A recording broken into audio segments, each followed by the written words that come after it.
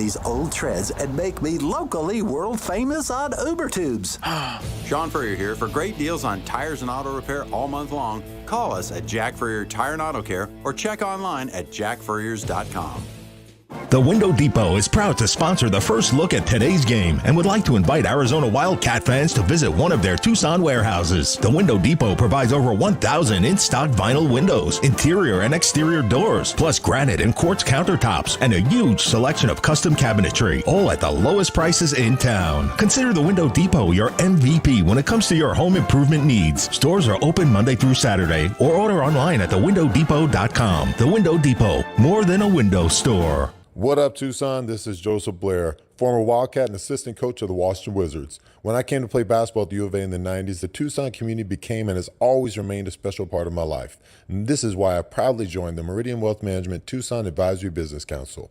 If you have financial questions or concerns, please be sure and call my friends Natalie or Ruben Fernandez at 719-1433 or visit online at Meridian Wealth LLC. And as always, bear down, Tucson. Advisory services provided by Meridian Wealth Management, a registered investment advisor.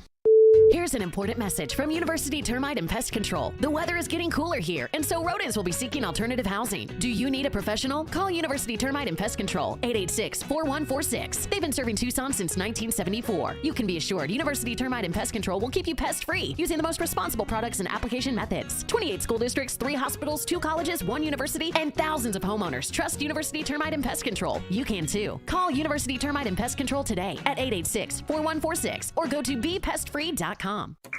As a homeowner, you've probably seen some pretty bad plumbing problems. Yeah, I've seen a few. We've seen them all. All of them? Ram's Plumbing kept entire buildings flowing, businesses, since 1983. Wow, so whatever happens to my house... We've seen it before, and we have the solution. Locally owned and operated, Ram Plumbing is Tucson's most trusted plumber. Our team of licensed professionals can fix anything your home can dish out. When your plumbing's in trouble, call Ram on the double. Online at bestplumbertucson.com. Experiencing the natural wonders comes easy at Rock & Kay. Nestled at the base of the Rincon Mountain foothills. Enjoy stunning mountain views up close every day. Hit the community trails, explore local parks like Saguaro National and Colossal Cave, and mingle at private Diamond Community Park events. In the top-rated Vail School District, Rock & Kay is close to work, shopping, and services. Tour 11 different model homes by top-tier builders, offering move-in-ready homes and special incentives. Live RockandK.com. Designed by Nature, proud U of A radio broadcast sponsor. There are many reasons you might need Dorado Rockin' Materials. A few bare spots in the yard, the driveway needs filling in, or it could be that the yard needs a whole makeover. Whatever the reason, if your yard has the summertime blues, Dorado Rockin' Materials has everything from sand to boulders and every rock and pebble in between. If you need help spreading it, we have options for that too. Call 400-4233. Dorado Rockin' Materials. The right service, the right product, the right price. The month of October always brings us 2 special events. One is Halloween, and the other is Truck Month at O'Reilly Chevrolet. One is scary, and the other is scary good when it comes to a deal on a new Silverado. So if you like trucks and treats, check out our complete inventory at O'Reilly.com. Call 747-8000 where we can get the process started, or see us in person on Broadway next to Park Place Mall. Find new roads and your new truck today at O'Reilly Chevrolet. More than a great price. O'Reilly Chevrolet.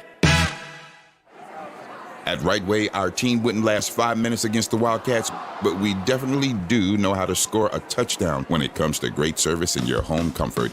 Whether it's heating and cooling, water heaters, or a blocked drain, give us a call today and let us win the game for you, or visit rightwayac.com. Right Way Heating, Cooling, and Plumbing is proud to be an official sponsor of Arizona Athletics. Right Way Heating, Cooling, and Plumbing. If it's worth doing, do it the right way. Desperate buyers have created tremendous opportunity for sellers. If you've had the slightest thought of selling your home, it's time to call Sean Poston with the Poston Results Team at Keller Williams, Southern Arizona. Why choose the Poston Results Team? Past performance, more money in your pocket, over a 65% referral rate, an incredible Poston Results Team staff, and most important, communication, because you and your home matter. The Poston Results Team. When buying and selling really mattered, go to TucsonHomeValues.com. That's TucsonHomeValues with an S.com. Mary Bear down, Wildcats fans.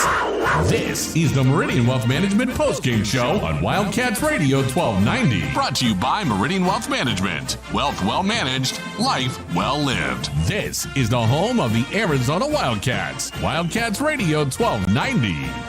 McMillan in motion right to left. Fafita out of the shotgun. He will take the snap straight back to throw. Fires the pass. And it's caught by Wiley near side. 30, 25, 20. Makes the tackle at 10. 5. Touchdown, Arizona. Mike Wiley back from injury into the end zone. And the Cats have regained the lead. That was a big-time play. It was just a simple swing route out of the backfield, but Wiley catches the ball in stride, turns it up, and accelerates on his way to a big-time touchdown. Arizona grabs the momentum and the lead back. And that was not an easy catch by Michael Wiley. That ball was actually thrown kind of behind him. Yeah. But that's what Michael Wiley does. And it was great to have 6 back to get not just 1 6, but a pair of 6s. And the Arizona Wildcats, apparently we can't say upset. I missed that part of the press conference, but we're not allowed to use the U word according to the broadcast. I'm going to use it, though. It is an upset. The Wildcats take down the number 11 Oregon State Beavers 27-24 at the stadium. Just one more win to bowl eligibility. I think it's going to happen, folks. I think it's going to happen. I'm David Kelly, joined as always by the letter winners. Glenn Howe, U of A football class of 1985, the tight end. Kelvin Ifan, running back, the captain, 1998. J-Dub is with us as well. This was an interesting game because I was writing down a whole lot of notes early on, and most of these notes weren't real positive for the Arizona Wildcats. But again, this defense just finds a way. And when they were down 3 with 11 minutes left and Noah punted the ball and it's down at the 5-yard line, and I'm saying to myself, you know what? This is when we need a crowd, a fan base to get jacked up, to get us to get our defense to into this game, to get a turnover here, to put ourselves in a position to have a chance to score and go ahead. This defense doesn't need that. I was a little disappointed. Now, granted, the crowd, and I know Jed kind of said that he was happy about the way they got loud at the end, but it took the defense to get them loud at the end. I want this crowd to get loud on its own and help this team out. But the defense did it again. They got the stop that they needed to get. They got the ball back, and Noah Fafita hits Michael Wiley to give the Wildcats the lead down the stretch. And I got out of there. Of course, I have to leave before the game's actually over, but I understand the students stormed the field tonight at Arizona Stadium. How about that? We want to hear from you on your Wildcats beating the Oregon State Beavers. Again, the final score 27-24. Here are the numbers to get in on the program. 520, there's only one of them, so you don't have to remember a bunch of numbers. 520-848-1290. 520-848-1290 is the number. You can call us at that number. You can text us at that number. We want to hear from you on how you felt about this game, what you saw out there. Noah Fafita got the start again. Jaden didn't still just watching him in warm-ups, he looked better. He looked the best we've seen him, but he still looked like there was a little gingerness going on, I thought, on the ankle. Right. So maybe not 100%, probably could have played if it was a situation where you needed him tonight. But again, Noah Fafita, maybe not as crisp as we've seen the last 3 weeks. Made a couple of mistakes, I thought, with the football, but overall was solid enough to get this team another upset victory, the second one in a row over a ranked team. Well, let me tell you, I think the defense is just got so much confidence in themselves as playing. They take a couple of series to figure them out, and then when they figure them out, they're just confident. They just really play confident. And just watching on the sideline, I was on the sideline the first half, and watching those guys coming off the field and going onto the field. They were just confident as heck. And then the offense also, too. The offense looked good. I thought they at first they were struggling a little bit, and then they got things going, and then they started running the ball, man. The guys started getting happy, and the guys up front started getting happy running the ball, and we really punished those guys. We really did. We punished Oregon State. Well, me personally, I just think that you just got to, again, tip your hat off to the total team. Last week, I gave a game ball to the total team. And, it's like how you be in one of those NFL locker rooms, they just hand everybody a ball. Yeah. I think that's the same thing that I would do again because it just was a total team effort. I don't have enough game balls for y'all to be giving game balls to the entire team now. Come on, we got to pick some players here. We're going to make some photocopies of the football, exactly. Right? Yeah. But I'm just saying, though, man, I mean, when you just look up and down the offensive line, you look at every running back that comes into the game, all the linebackers, all the DBs, guys are just making plays all over the place, and that's what you have to do to be able to be in contention to win games like this versus team ranked opponents. Yeah, team efforts.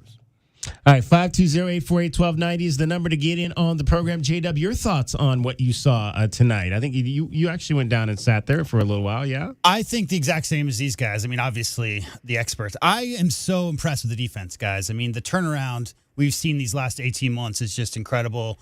Just so much just those guys flying to the ball. The two here, I don't know what your note says, DK, but those two almost picks. Three, yeah. That was a little frustrating, especially with the score. But, man, the resolve of the team to come back, the way that DJ was trucking guys there when they had the lead, the way they ran the ball, the offensive line, the way they ran the ball and salted away that win towards the end, just super impressed just with everything. You look 2 years ago, they had one win. Yeah. Last year, 5 wins. Just look where they are now. Back-to-back top 25 wins. I'm just so impressed with what the coaching staff has done and what these players all bought in, and they really – I'm trying to find, DK, this spot in Coach Fish's postgame where he says the thing about the upset. Yeah. I'm trying to find it for you so I can play it. But I agree. I mean, after these last, 16 total points away from being undefeated. 16 points is what they've lost these 3 games by. So, I mean, the fight, the defense, all of it. Just so impressed. And thinking of the DBs, we probably have like six picks. If they could catch the ball, man. I mean, the jugs, they got to break the jugs out. Yeah, well, Ephesian said a few weeks ago that he was going to go work on the jugs. Takario might want to get in that to that jugs right behind him because he had 3.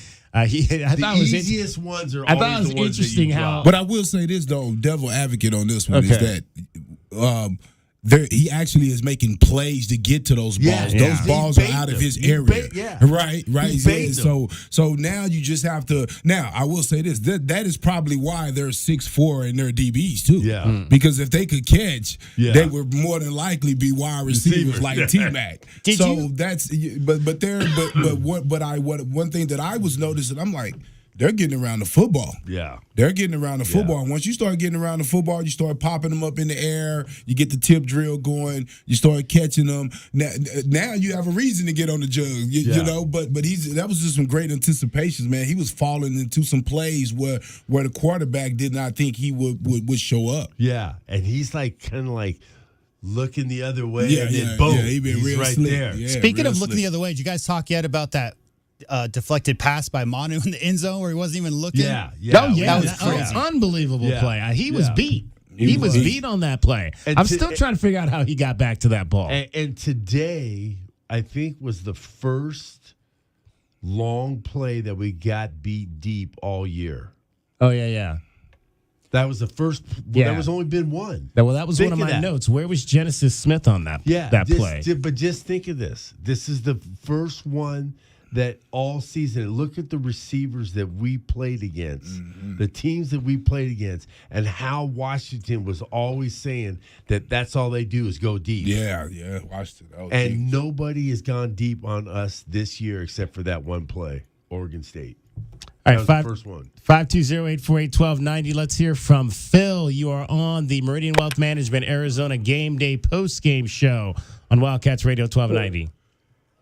Gentlemen, good evening. Good evening, and let me see if I can talk with a big old smile on my face. So, Mr. Ifan, you were absolutely right, man. If we could, we'd give a football to everybody on the team: trainers, towel guys, water people, because here's what I believe, what I've been seeing, what you guys have been seeing, and what we've seen all season. Game in, game out. They continue to get better. Okay? It doesn't matter whether you win by 1 or you win by 100. You win by 1, that's all you need. So, but I think the thing that I'm fascinated about is that they truly are listening to coach. What the players just said on the radio show and what they were talking about is very impressive as far as they understand what they've got. They understand the love that it takes to be a team. And so, yeah, everybody should get a football. And then the other thing I want to just throw out there, just because I'm a fanatic and I'm a native Tucsonan and I bleed red and blue and I am an alum, but, you know, is this potentially the start of or the reawakening of Desert Swarm? Because the defense is killing it. Then the other thing, too, is maybe instead of University of Arizona Football Stadium, maybe we can think about the Fish Bowl. The Fish Bowl. The aquarium. Come into Arizona's aquarium. Anyway, that's just me being a real homer, but I'm amazed, and I think all of us can smile and go, you know what? It's true. This team is getting better game in, game out. How many penalties were there today? How many turnovers were there today? Minimal, you know. And so I think the coaches, the players, the staff, they got it going on. Bear down. Thank you, Phil. Yeah. Appreciate you calling in. There were only 6 penalties in this game between the two teams. Yeah. Arizona had 4. That said, there were times when it seemed like it was disjointed, and I think that was mostly, though, because of the substitution patterns, and when one team substitutes, you got to hold the ball so the other team can substitute, and just kind of gives a disjointed feel to the game at times. And I thought it led to some erratic timeouts for Arizona, especially that one in the second half where it seemed like Oregon State was the team that was confused, and yet we're the team that had to take the timeout. Yeah, and you know what Phil said about the reinventing of Desert Swarm, I think it's the reinventing of Arizona defense. Because that's before, you know, Desert Swarm I talked to some guys tonight, Glenn Perkins, and, you know, would play with Ricky Hunley and these guys. These guys were the line backers, the great defense where they had Mike Cobb, Cleveland Crosby. I mean, all these different guys. I think it's the reinventing of, not reinventing, but just the coming back of Arizona defense, because we had some great defenses, and just because you had a name doesn't mean that that's what it was. The only defense that had a great defense. It was the defenses that we had all those years. I think they're coming back now. Now we're starting to see that kind of defense that Arizona used to play. Interesting. 520-848-1290. We got a lot coming up for you on the post-game show. We'll have the highlights. We'll head back to the stadium, hear more from Jed Fish and the players. After this ball game, we'll review our keys to the game. Some of them came true, some of them didn't. I'm going home with all the money tonight. Yeah, that's right. I didn't think this was going to be a high-scoring game. I just did not see that. He was right. I said, man. At all. Did not see that at all. So we'll get into all of that as well as we will. What's the other one thing we have? We just keys of the game and. Man, I've been doing this show for 8 weeks. Yeah, highlights. Best bets, highlights. Yeah, I said highlights. Best bets. I got to make sure I get all the sponsored people taken care of. All right, 520-848-1290 is the number for you to get in and on the program. 520-848-1290. This was the first time that I think, and again, we talked to Dana Cooper, the sideline reporter, earlier in the week, and he talked a little bit about Tyler Loop and how Tyler, I guess, kicked the 65-plus yard field goal in practice. But it seemed like Jed had been to this point reluctant to give him that opportunity to kick a long field goal early.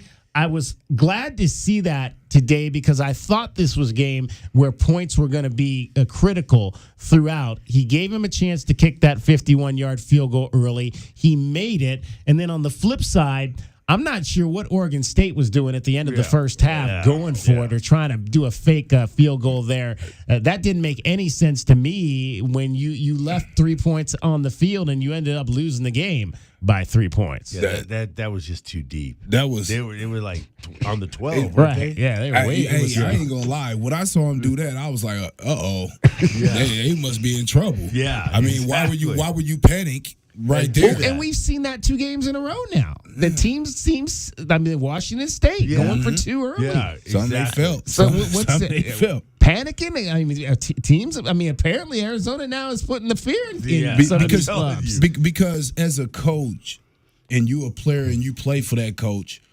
you lose a little confidence in them.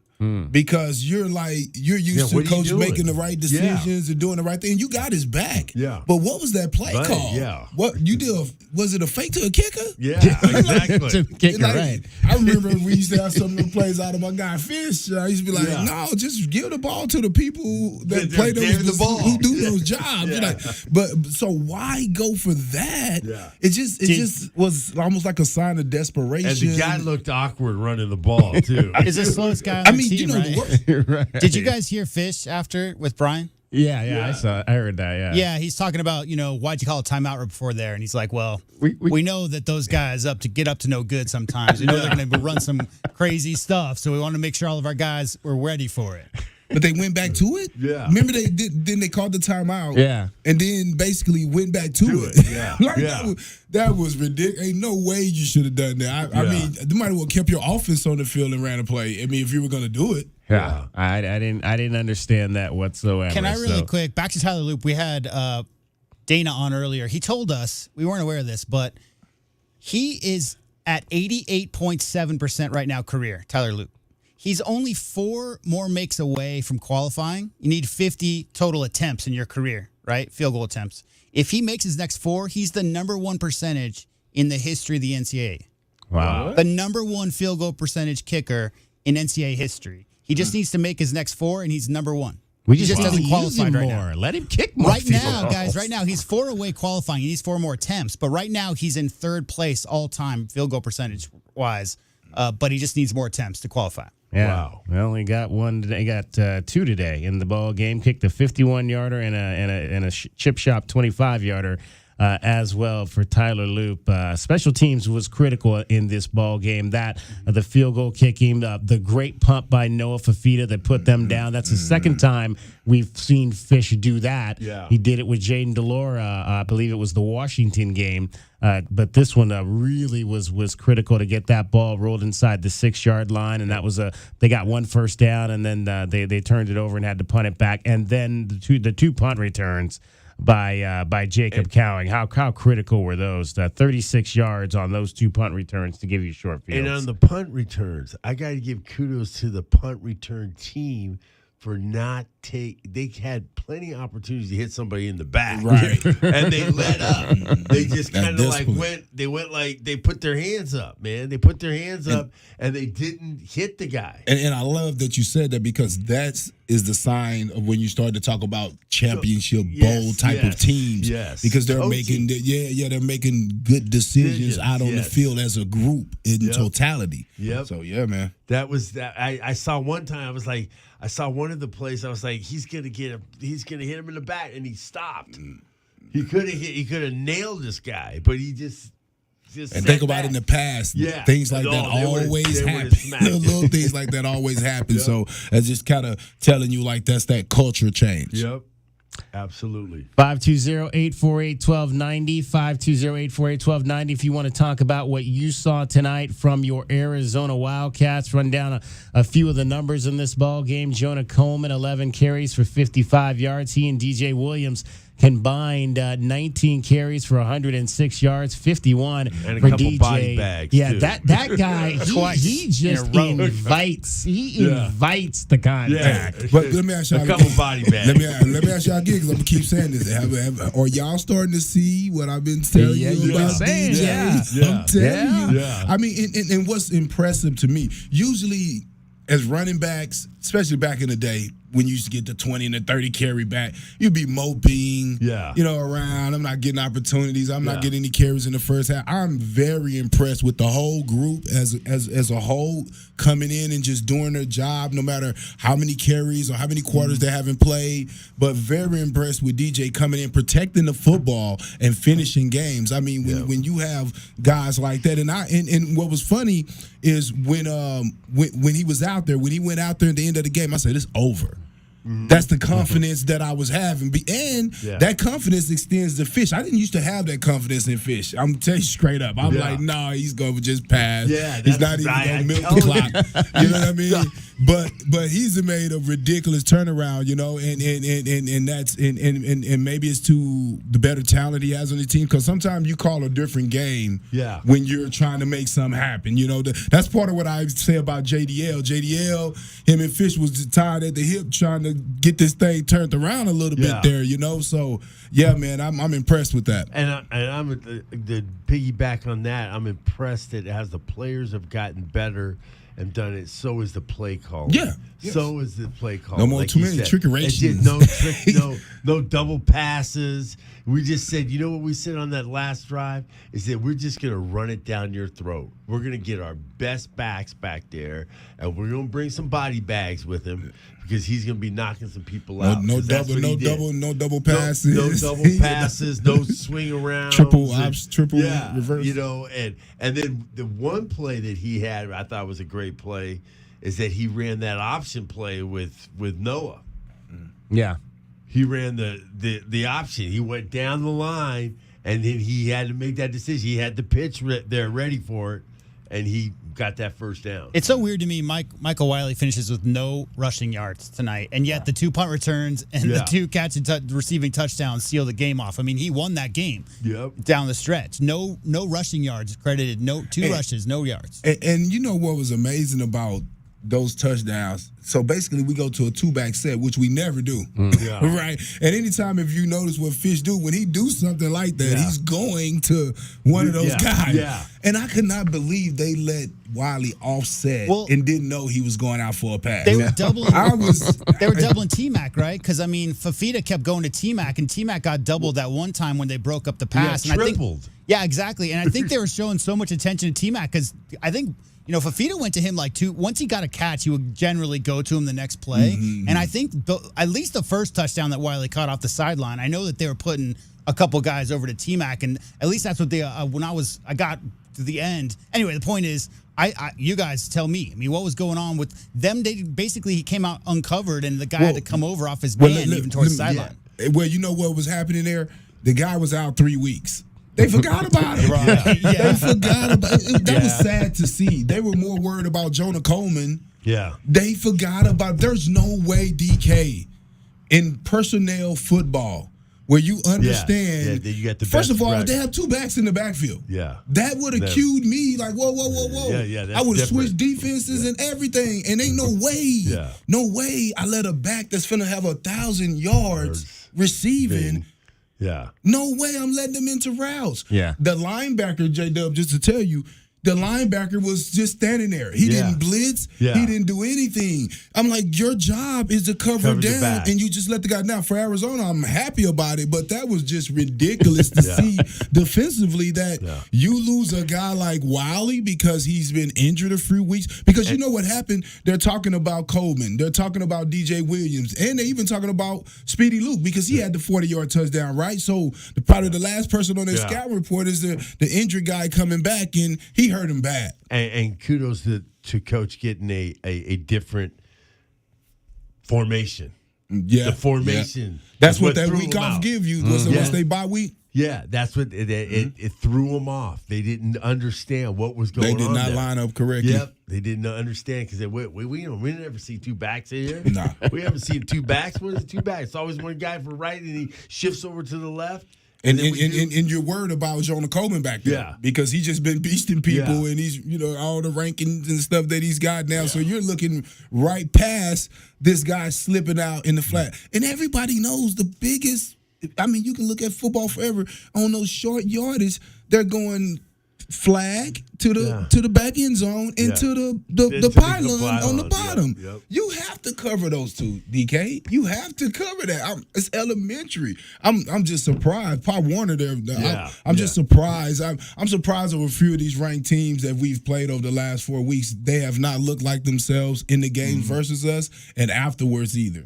All right, let's get a break in here. We'll take more of your calls on the other side. 520-848-1290 is the number to get in on the program. Call or text. Arizona takes down number 11 Oregon State 27-24. It is the Meridian Wealth Management Arizona Game Day postgame show with J.W. Madden, Kelvin Efon, and Glenn Howe. I'm David Kelly. You're listening to Wildcats Radio 1290. Bear down, Wildcats fans. This is the Meridian Wealth Management postgame show on Wildcats Radio 1290. Brought to you by Meridian Wealth Management. Wealth well managed, life well lived. This is the home of the Arizona Wildcats. Wildcats Radio 1290.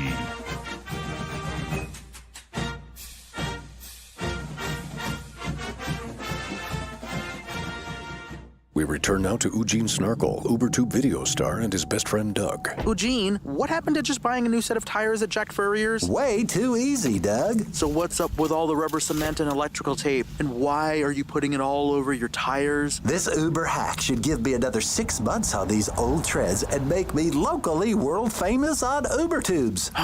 Sean Furrier here for great deals on tires and auto repair all month long. Call us at Jack Furrier Tire and Auto Care or check online at jackfurriers.com. The Window Depot is proud to sponsor the first look at today's game and would like to invite Arizona Wildcat fans to visit one of their Tucson warehouses. The Window Depot provides over 1,000 in-stock vinyl windows, interior and exterior doors, plus granite and quartz countertops.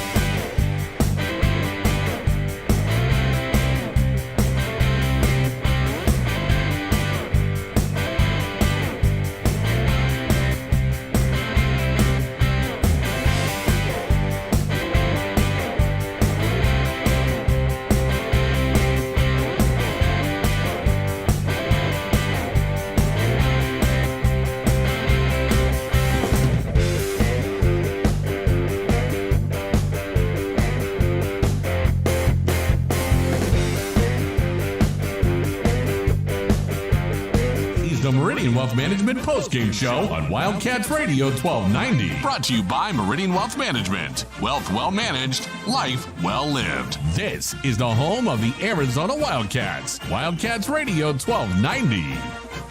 Hand off to DJ again. Williams breaks another tackle inside the 35, carries 2 men with him inside the 30. First down, Arizona. DJ Williams revving up the engine this time, right up the gut, trampling someone once again. Great run by DJ Williams, and this Arizona offense is asserting himself right now. He averaged 6.5 yards per carry tonight, did DJ Williams. 8 carries for 51 yards, had a 15-yard run, his longest of the night. Just powerful, powerful running from DJ Williams in this game for the Wildcats, which they win over the Oregon State Beavers 27-24 at the stadium. So the Wildcats are now 5-3 on the season.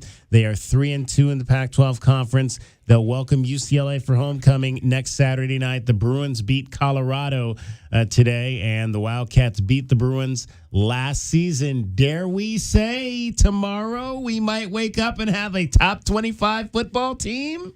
Oh, who knows? Are we ready to say that? Are we ready to believe that?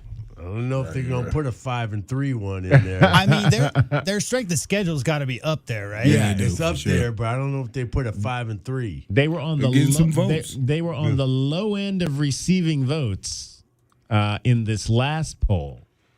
So I think if they don't get in, they're probably going to be, I would think, on the top end of receiving votes. I mean, you beat a number 11 team in the country, regardless of how they played or whatnot. You beat a number 11 team in the country. Yeah. So at some point, that's going to start adding up for you. You got to factor in 7-point loss to Washington. Yeah. Triple overtime USC. I mean, those are top 10 teams. Those are really, really good teams. And USC again, ain't helping us right now. And there's no you don't get any reward for losing by a little bit. I know all that, but still, I mean, the pollsters, they looked at that kind of stuff. How you hang with good teams. All right, 520-848-1290 is the number to get in on the program. Let's talk to John. You are on the Meridian Wealth Management Arizona Game Day postgame show, Wildcats Radio 1290. Well, first things first, boys, I'm grateful. I mean, we're relevant. We're a problem for teams. Look at the last 4 games have been a litmus test for where is your program. Like, literally, where are you as a program? Because you're going against the best teams in the conference, sans Oregon. And where do you stack up? And what I'm watching is us move the line of scrimmage on both sides of the ball at times, but on offense especially. And we have not had that here. I mean, I can't remember. It goes almost back to Kelvin's teams that have had that kind of pressure on the quarterback and then the ability to run the ball and have quality linemen. They are getting pressure on the quarterback, disrupting the run, making tackles, and then also, move dudes and just create holes for our backs. This has just been a pleasure to watch, guys. Let me give you some numbers here, John, that J-Dub handed me. The last 4 games, all against ranked opponents. Washington came in here averaging 40 points a game. They scored 31. That was 9 under their average. USC was averaging 45 points a game. They got 28 in regulation, ended up with 43 because of the overtime period, so under their average. Wazoo was averaging 33. They scored 6, 27 under their average. And Oregon State came in here averaging 38, and they got 24, 14 under their average. Defense. Yep. I want to say a couple things. First of all, Tyler Owens and the job that has been done. We are physical. I mean, we're physical. We play a little bit. We have a little bit of a dog mentality too, and we go toe to toe with these guys, and we look the parts, which is nice. And I kind of like you guys to comment on that. And then the leadership factor of the Survey kids. When you talk about Manu and how he basically is the leader of the defense, and you look at Fafita. You guys looked at those passes. You were talking about Wiley, but those 2 balls that he threw, the 2 play, he put it in such perfect spots. The one where Wiley was able to cut it up the sideline, It was perfect. Well, I didn't think that was a great pass. That it was actually a little bit behind it, but he made a good catch on it. I didn't think that was a great pass there, though. See, I thought he led him to where he could make the turn. Personally, I thought that was the only place. It was almost like a back shoulder type of throw. So, anyways, but it's been pleasurable to watch, man. The football that I'm watching, Utah's kind of like the style that you can compare yourself to, and that's what I'm watching. I'm watching John, quality on all sides of the ball. John, did you get a chance to listen to our pregame today? No. Chester Burnett. These guys asked Chester Burnett quite a bit about that Servite connection and about the leadership and how those guys, they got that. They expect to win, right? They brought that, and all three of those guys. It's just quality, but it's not just those kids. You got playmakers, man. You look at Jonah Coleman, and he's running dudes over. He's trucking dudes. You got DJ Williams. He would have been starting for us at any other point. And it's just been, it's been pleasurable to watch quality football. You're punting it well. You're kicking it well. Your defense is playing very quality football. And then you've got an offense that just keeps moving the ball and is in – it's been ahead of the chains all season. It's just been a lot of really – really good football to watch from my standpoint, guys. I think DJ Warnell, his eyes lit up when Tyler Loop didn't kick that one into the end zone. He actually got a chance to go down and make a tackle. DJ Warnell, man, he was my special teams player of the year last year. Yeah. But he hasn't had a chance to get any action because Tyler Loop puts all the kicks in the end zone now. Hey, John, we appreciate you calling. Thank you. Appreciate y'all, guys. Good show. Thanks. 520-848-1290, 520-848-1290. Let's talk to our man, Howie. You're on the Meridian Wealth Management Arizona Game Day postgame show. It's Wildcats Radio 1290. Hey, guys. How you doing? Good, Howie. How are you? Good. Hey, tomorrow I'm going to wear my Arizona hoodie. I'm tired of these beaver sweatshirts that are all over. They brought a lot of people to the game tonight. I think that was the biggest opposing crowd that we've had here from a Pac-12 school in a while. Yeah. Their fans love their beefs. It's strange. What? I was thinking about a topic that we've talked about for several years now, how we were playing to lose instead of playing to win. And I think this team is starting to learn how to play to win. And I think that's really important. I mean, they went down when it was crunch time and did it. And, that's big. I'll tell you why there's so many fans here. It says, freeze warning, Northwest Oregon. Freeze warning remains in effect until 9 a.m. PDT Sunday. It's a really pretty drive if you take the back way into Corvallis. It's really a cute town. I love it. About 55. I've talked to you about this a lot, Howie, over the last 8 years. But when I lived in Bend for those years, I was up in Corvallis and Eugene a lot. And it's such a beautiful area. It's right next to the coast, right? Is. So it's just you got the best of both worlds, forest and coast. It's really nice up there. Yeah, it's a little town with a major university in it. It's kind of cool.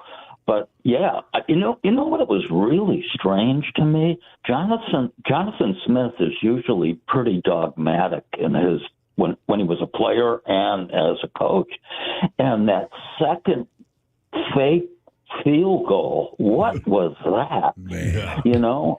After they missed the first one and we knew they were going to do that stuff, then he tries that with the kicker to run 20, 25 yards at the end of the first half. That made that could have cost them overtime. That would have been 3 more points for them, at that time. And Howie and guys, sometimes a coach try to show the guys that they're trying to win. You're like, I'm going for it. I mean, but it's the way that you do it and the timing that you do it. And that was the worst timing ever. And Arizona was getting the ball back in the second half. I think DK was saying something about that in the pregame show. So they won the toss. Arizona won the toss and they deferred for this. They did that against USC as well. They deferred to get the ball in the second half. Yeah. That was the first time that Oregon State lost a toss this year. Yes.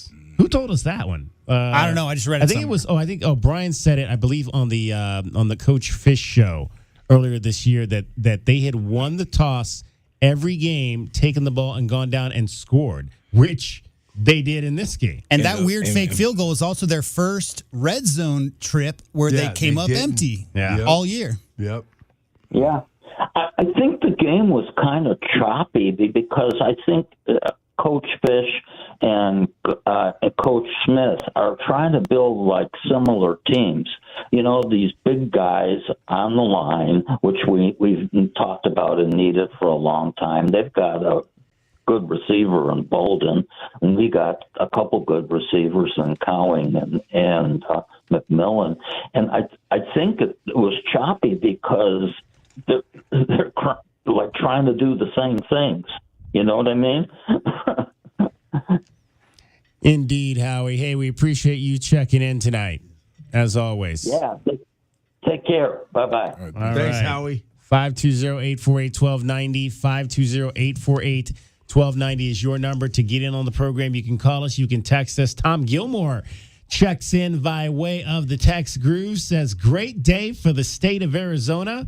First, the D-backs embarrassed the Rangers in Game 2 of the World Series. Arizona wins it by a score of 9-1, so the series is now even, coming back to the desert for Games 3, 4, and 5 on Monday, Tuesday, and Wednesday. Then the Suns beat the Jazz tonight, 126-104. Kevin Durant had another big ball game there. Did you see his stat line? I did not. I saw some of it, but I don't recall exactly what it was. Yeah? Yeah, it's like 7 assists and 1 turnover, and I think he was like 8 for 8 from 2-point. He just had like a 78% from the field, and he only played in 3 quarters. What stood out was I think Eric Gordon again had another good ball game for the Suns. Just typical KD. The Wildcats, of course, win, and then Tom says, DK, ASU got the win that you wanted. I don't think I wanted a win for ASU, but I think it was Glenn who said that they were the best 1-6 team in the country. Yeah. Best two-win team in the country. I wanted them to get 1 or 2 wins. That was you. That's right. You said that, Calvin. You said that you wanted to get them a win. 1-8, 1-9. You don't want that. If you know anything about football, you don't want them coming into that game desperate to get a victory. Playing well and losing all that's not a good sign. Like when they're within a point, within 1 score of look at their record. Yeah, the last 3 losses before this win today, they were all 1-score losses. Yeah. So at some point they're going to get over the hump, and I'm glad it was today, right? Because what happens also with that is Arizona is going to take them more serious as well because they're figuring out a way to win some of those games. So when our guys see them at the end, they're not going to look at them like, oh, well, everybody's done beat them this year and not realize that, like, hey, they're playing everybody close. So if they win a couple more down, well they got the one. Maybe one more. I'm getting one more. I just don't want it to be against us, man. I know, but look at who they got. They got Utah, then they got UCLA. They can beat UCLA. And then they got Oregon, and then they got us. Ooh. Oh, man, I don't like that. Yeah. I don't like that, man. All right, let's get a break in here. We come back, we'll do our keys to the game, see how we fared in that respect. Arizona fares well. They beat the Oregon State Beavers, the number 11 team of the country. 27-24 was the final with J.W. Madden, Calvin Ifan, Glenn Howe. I'm David Kelly. It is the Meridian Wealth Management Arizona Game Day postgame show, and you're listening on Wildcats Radio 1290. This hour of the Meridian Wealth Management postgame show is brought to you in part by Advanced Auto Care, Crest Insurance Group, Desert Diamond Casinos, First Chiropractic, Frog and Firkin, Kaiser Garage Doors and Gates, Picture Rocks Cooling, Heating and Plumbing, the Pulse the Results team with Keller Williams, Southern Arizona, Royal GMC Buick and Cadillac, Royal Kia, Royal Jaguar Land Rover, the Window Depot, Blue Whale Car Wash, Caruso's Italian Restaurant, Cool Willie's Air and Plumbing, The Diamond Store, Goldberg and Osborne, Goodfellas AC. Are you ready to adopt? Come to the Humane Society of Southern Arizona. When you adopt from us, you will save more than one life. You'll also make room for the next pet in need. The Humane Society of Southern Arizona has been compassionately serving pets and the people who love them since 1944. Our knowledgeable adoption matchmakers will help you find the right pet for your home and support you after you adopt. We are open 7 days a week at our main campus at 635 West Roger Road. Learn more and see adoptable pets at hssaz.org. The Window Depot is proud to sponsor the first look at today's game and would like to invite Arizona Wildcat fans to visit one of their Tucson warehouses. The Window Depot provides over 1,000 in-stock vinyl windows, interior and exterior doors, plus granite and quartz countertops, and a huge selection of custom cabinetry, all at the lowest prices in town. Consider the Window Depot your MVP when it comes to your home improvement needs. Stores are open Monday through Saturday, or order online at thewindowdepot.com. The Window Depot, more than a window store.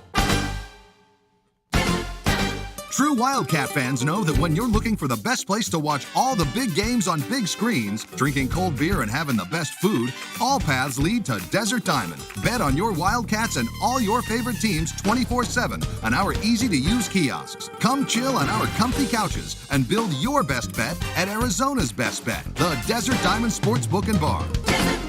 An enterprise of the Thana Autumn Nation. Problem gambling? Call 1-800-GAMBLER. Desert Diamond Casino is licensed in Arizona. When it comes to healthcare, imaging makes all the difference. Don't stand in line or wait for weeks to get that much-needed MRI or X-ray. At Southern Arizona Radiology Associates, we offer multiple exams like MRI, CT, mammograms, and biopsies, serving Sierra Vista and the surrounding communities for over 30 years, with locations in Sierra Vista, Green Valley, and Tucson. Call 520-335-6849. Southern Arizona Radiology Associates. Superior imaging, superior care. The new Blue Whale Car Wash, formerly Octopus Car Wash, is now open. Blue Whale Car Wash is locally owned and operated and offers many ways for you to save. Blue Whale Car Wash, best full-service car wash for the best value in town. Proud radio sponsor of the University of Arizona Wildcats. And this Friday, we have a sweet deal for you from Blue Whale Car Wash. You can get their ultimate full-service wash gift certificate value, $34 for just $17. And this sweet deal will go on sale this Friday morning at 8:30 at wildcatsradio1290.com. Does it feel like the price of everything is going up, up, up? We can't control the price of gas or groceries, but at Royal Kia, we never add market adjustments, even while other dealers add fees because inventory is limited. At Royal Kia, you can rest assured you won't pay market adjustments, and we stand by our transparent online pricing. Royal Kia, the dealership that's different. OAC plus tax, title, license, dealer installed options, and $529 doc fee. Royal Kia, Speedway in Columbus or royalkia.com. Cantina nachos, strawberry watermelon margaritas, a few zombie kills, and all your favorite sports teams live? When your day calls for some winning, it's time for Dave & Buster's, where you can eat, drink, play, and watch all the sports you want. They've got massive HD TVs, hundreds of the hottest new games, a chef-crafted menu, and an incredible list of beers, wines, and cocktails. So remember, if your day calls for a little victory, a little triumph, a little win, it's probably calling for Dave & Buster's. Do you often worry you left the garage door open? With a LiftMaster garage door opener powered by MyQ, you'll never worry again. You can control, secure, and monitor your garage from your smartphone anytime from anywhere through the MyQ app. As an authorized LiftMaster dealer, we have smart openers designed for your needs, including belt drive motors for ultra-quiet operation, integrated camera for live video streaming, and battery backup that lets you in when the power is out. Kaiser Garage Doors and Gates is your authorized local LiftMaster dealer. Visit KaiserDoor.com for more information. Zane's Law Injury Lawyers is celebrating 20 years of standing up for the underdog. To celebrate, they are donating $100,000 to local charities. 20 nonprofit organizations will receive $5,000 each.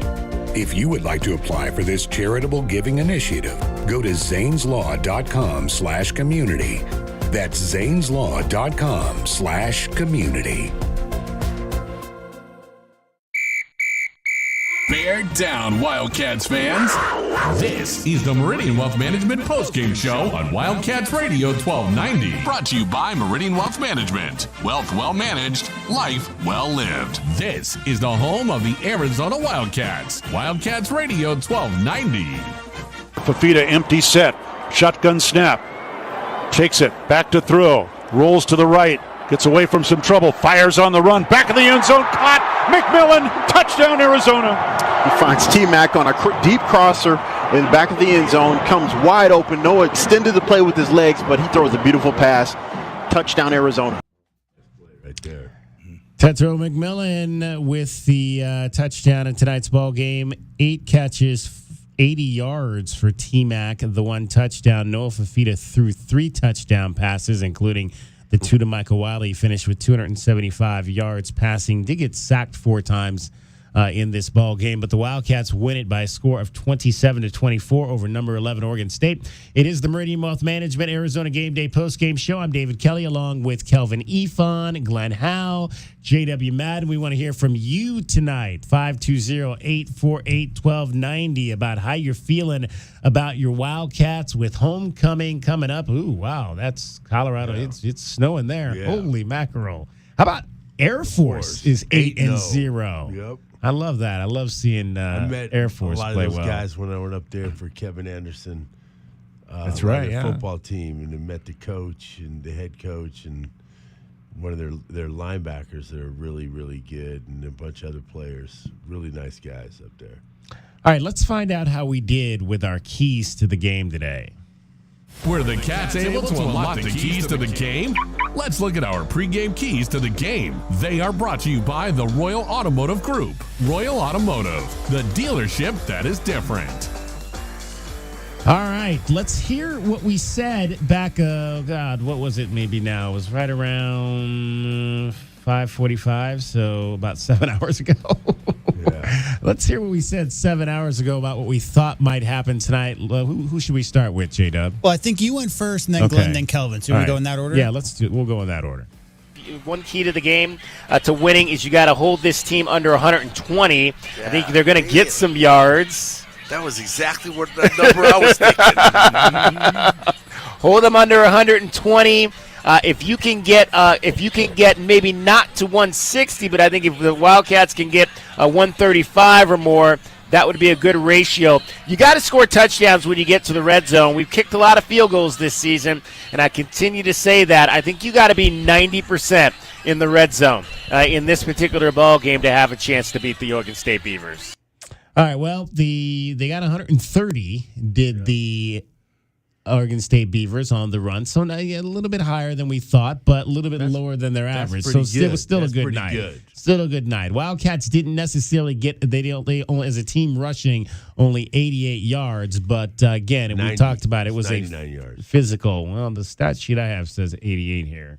It says the one I have says 88, but it was physical, as we said at the top. It was a physical running night for both Jonah Coleman and DJ Williams. So those 88 were a hard, tough 88 on the defense for Oregon State. Red zone, well, the Wildcats were 100%. They were 3 for 3 in the red zone, and actually they were 3 for. I don't know. I can't read this right. 3 for 3 according to official stats broadcast. Yeah. So 2 touchdowns and 1 field goal. Yeah. Okay, I get it now. They put the 3 with all the numbers there. So, 2 touchdowns and 1. So that's not 90%. That's 67%, but we'll take it to win. Also, 1 for 1 attempting to score from outside the red zone because that 51-yard field goal, right? Yes, indeed. And the net rushing yards was 99. Okay. Net rushing. There you go. Yeah. All right. So what did Glenn have to say 7 hours ago? Well, my keys to the game, that was my number, 120 yards. Keep Oregon State under 120 yards. We got to score a touchdown every time we're in the red zone. That's got to be no percentage there. That's got to be 100%. Okay. 100% we got to get. We can't afford to get anything less than a touchdown when we're in there. And then also, we have to be able to get at least 2 3-and-outs. 2 3-and-outs. Just 2. Just 2. You've been saying 3 or 4 of them before. But I want 2 because there ain't going to be that many possessions in this game. Okay. I think there's not going to be that many possessions. So if we get 2 3-and-outs, I think we're going to be good. And then also we need 1 turnover. All right. Well, we didn't get a turnover. We had chances. That was another number I had written down.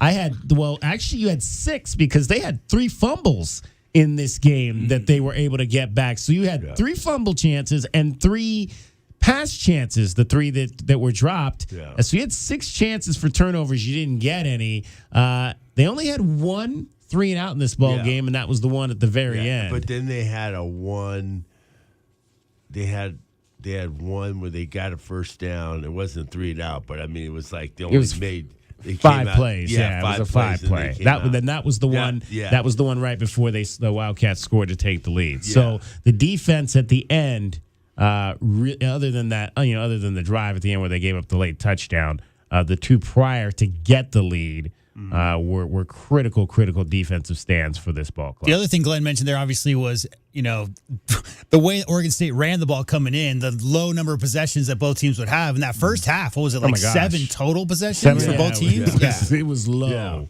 Yeah. It was low in the first Arizona half. got, 6 or 7 in the second half? Yeah, they picked up a bit. 9 in the game. And Jed even said after halftime, he says, "Hey, there ain't going to be a lot of possessions here. So we got to score every time we get in there." It was really 8 because you really don't count that last possession where they ran out the clock. All right, what did Kelvin have to say 7 hours ago? Well, we all in the same alignment here. Stop the run the ball, because I think we need to control the clock and keep their running game off the field. And my last one is create a couple turnovers as well, because you have to have those extra possessions to give you a lead. If you can get a lead on a running team, you put yourself in a position to be successful.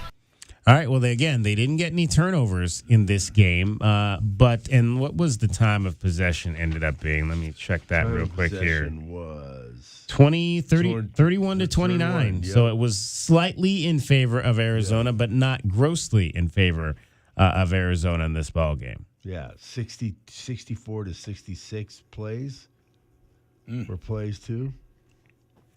Yeah, 62-62. Yeah, 62, yeah. I mean, the plays were even, and Oregon State outgained the Wildcats by 30 or 44 yards in the game, but they lose 27-24 was the final for the Wildcats as they get the victory tonight over the Beavers. 520-848-1290 is the number to get in on the program. 520-848-1290. I think I got one. Oh, yeah. That wraps up our keys to the game.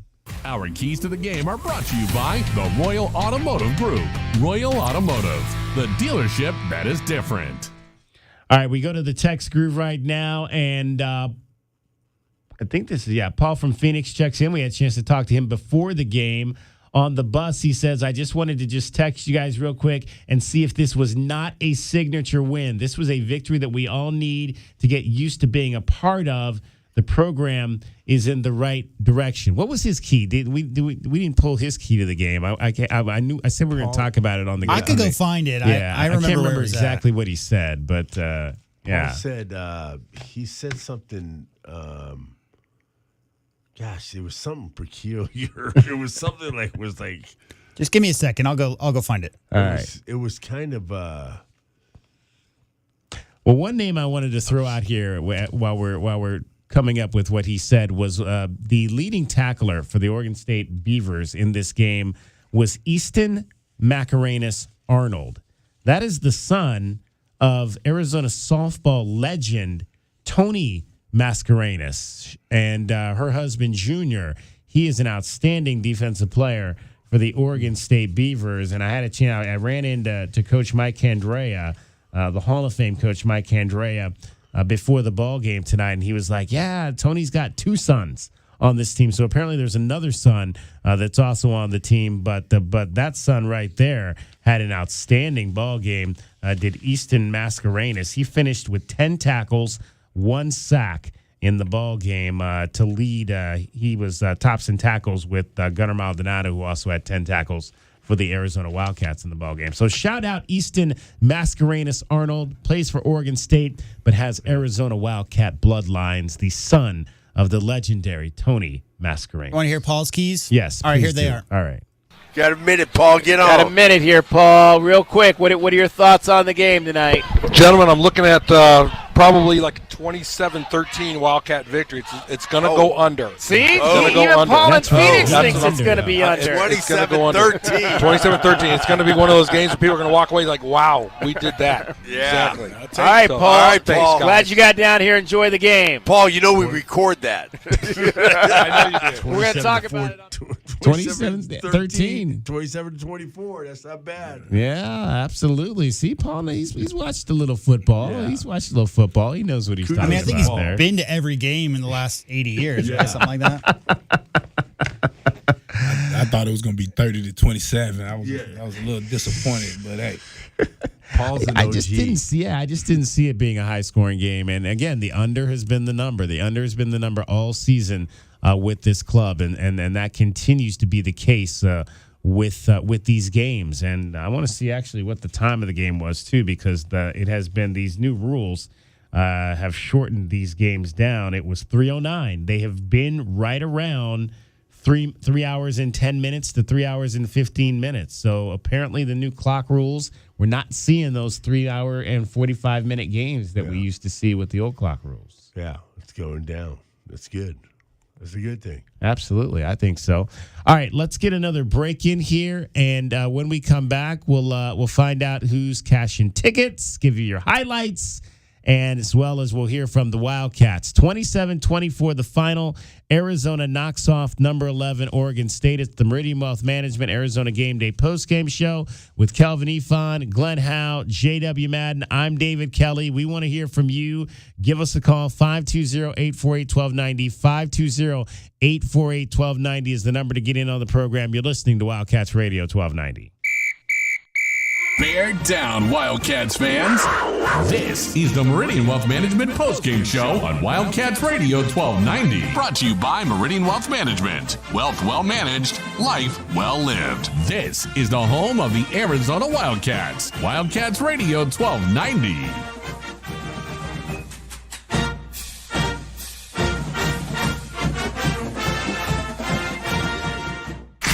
Tucson, a Cumulus media station. This season, Jed Fish will lead the Wildcats into battle, and the only place to hear the game, Wildcats Radio 1290. Experiencing the natural wonders comes easy at Rock & K. Nestled at the base of the Rincon Mountain foothills. Enjoy stunning mountain views up close every day. Explore natural open space, a network of connecting trails, and a community park within the Vail School District. Visit Lennar's 2 communities in Rock & K with home savings up to $35,000 and limited time interest rate and closing cost incentives on select move-in ready homes. Live RockandK.com. Designed by Nature, proud U of A radio broadcast sponsor. What do you mean, trenchless? Means no trench. But it's the sewer line. And they did it without ruining my yard. The yard we're standing in? The very same. I don't know if I trust that. I trust that because I trust them. Them? Ram Plumbing. Locally owned and operated Ram Plumbing, offering a comprehensive range of plumbing services from fixtures to installation to trenchless sewer replacement. Turn to Tucson's most trusted plumber. When your plumbing's in trouble, call Ram on the double. Online at bestplumbertucson.com. The Window Depot is proud to sponsor the first look at today's game and would like to invite Arizona Wildcat fans to visit one of their Tucson warehouses. The Window Depot provides over 1,000 in-stock vinyl windows.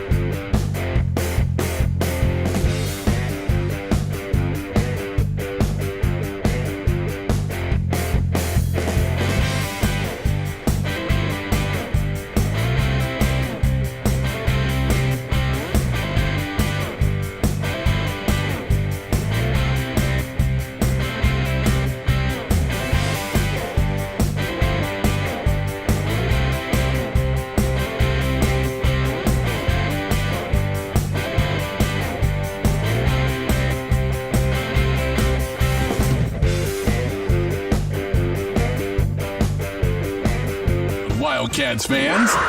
This is the Meridian Wealth Management Postgame Show on Wildcats Radio 1290. Brought to you by Meridian Wealth Management. Wealth well managed, life well lived. This is the home of the Arizona Wildcats. Wildcats Radio 1290.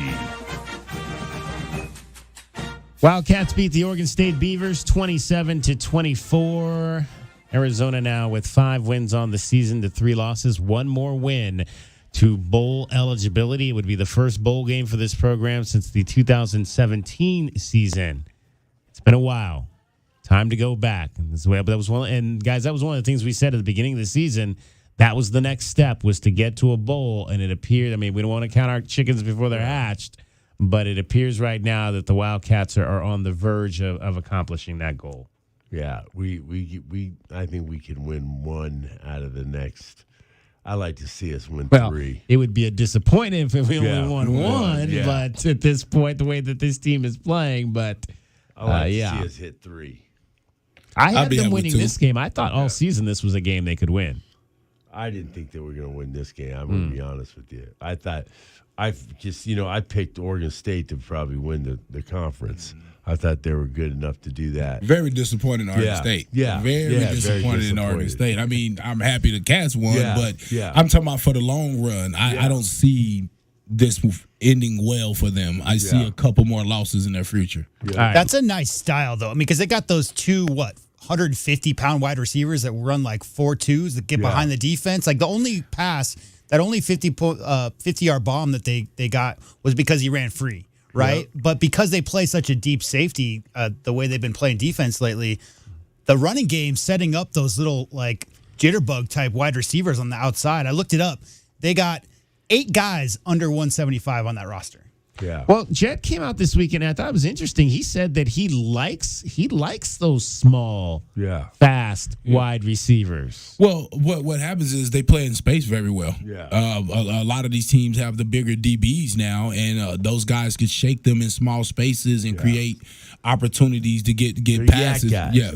And usually what happens is if you notice how the trends go, you get the small receivers, then they go to small DBs, right? Then they go to tall receivers. Then they go to tall DBs. So they just kind of keep switching around, trying to get an advantage, with that personnel. Well, you mentioned their yak guys, Glenn. So I guess it's a pretty good game today. They only had 61 yards after catch. They put they've done this the last few years where they put this on the stat sheet. Arizona had 187 yards after catch. Yeah, in this ball game did tonight. real well on the yak, man.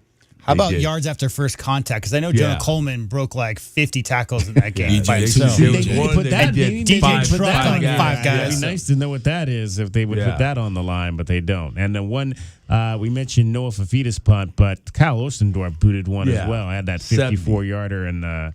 Did he have a 70 yarder? No, it was a 54 yards. 54? Yeah. Fish wants him to be bored, though, right? I thought they said it was a 70. Well, on the stat sheet, it says 54. Your stat sheet is way different than mine, apparently. Yeah.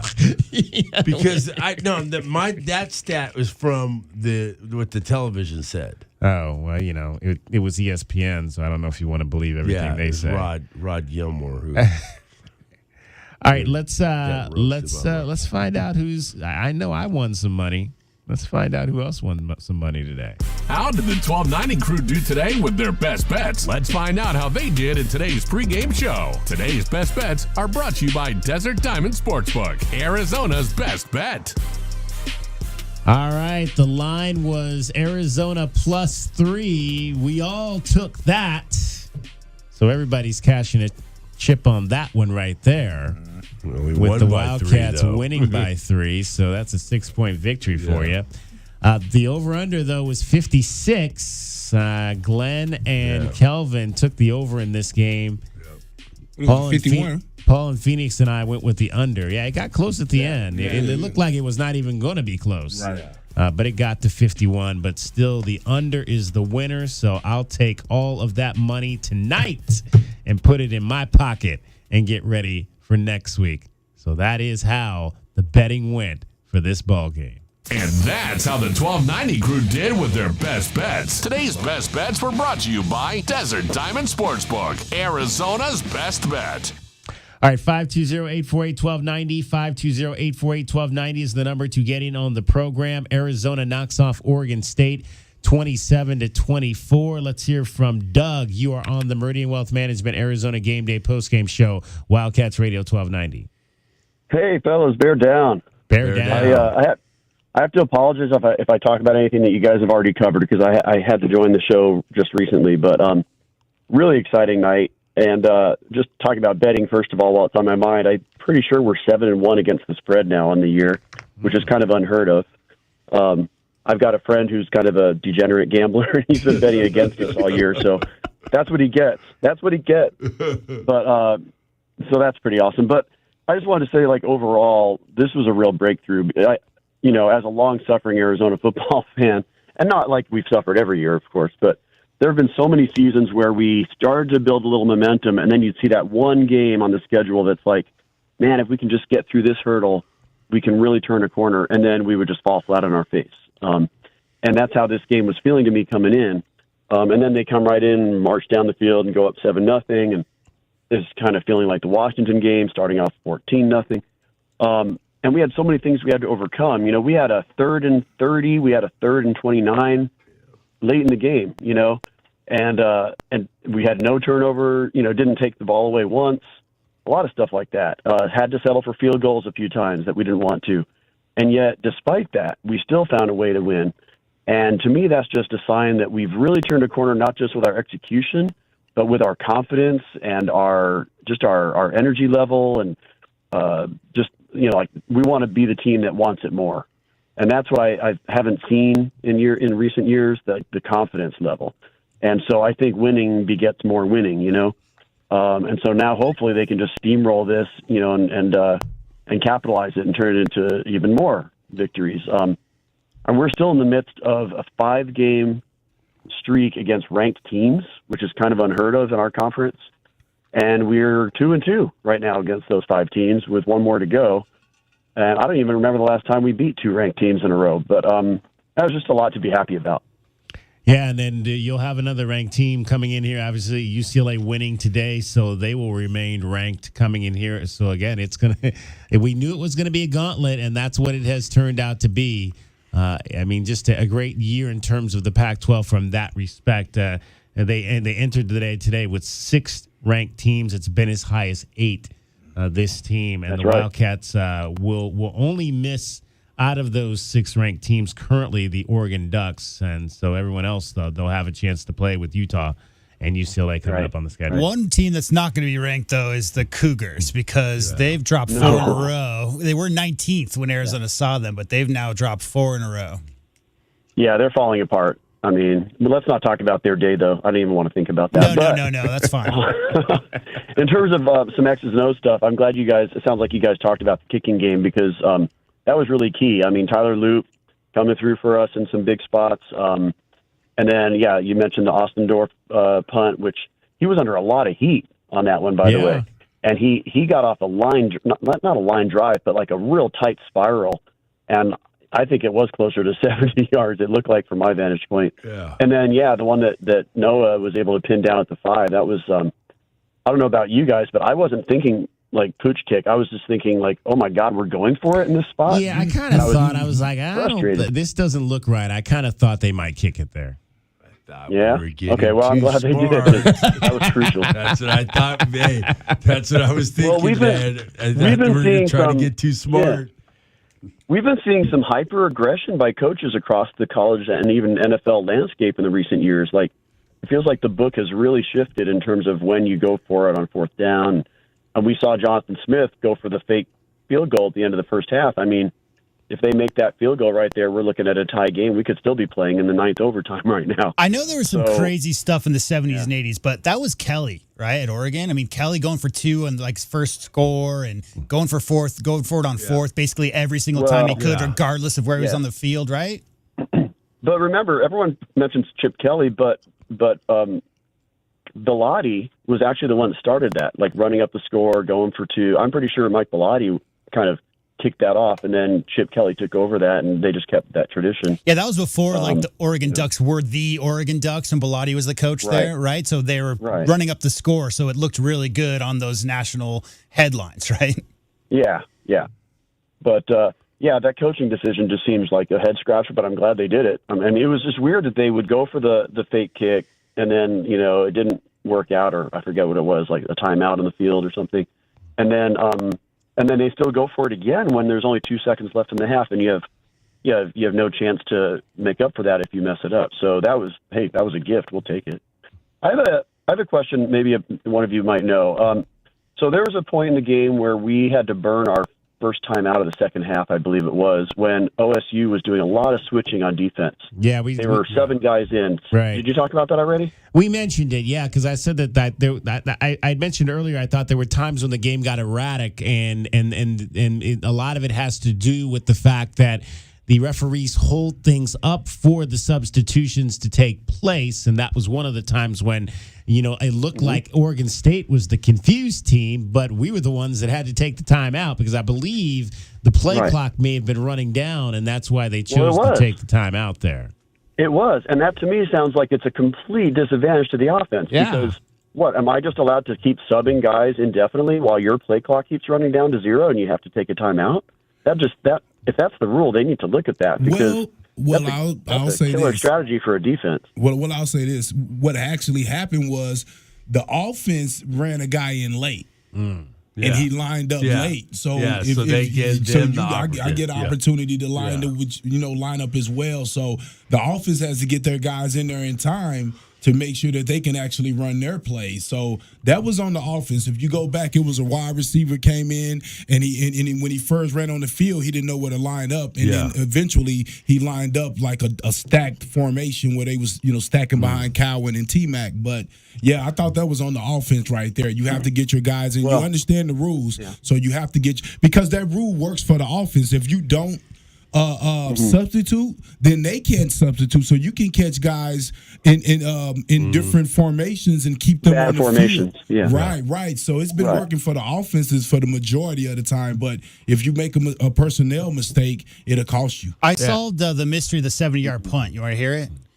So apparently he punted it 54 yards, and they officially counted as Bolden muffing it at the 12, and then he recovered it at the 4. So visually it looked like it was about 70 yards, but officially they say that he touched it at the 12, and that's why. And then the return. Exactly. Yeah, exactly. So our eyes track the ball even further, but the punt registers where he first touched it.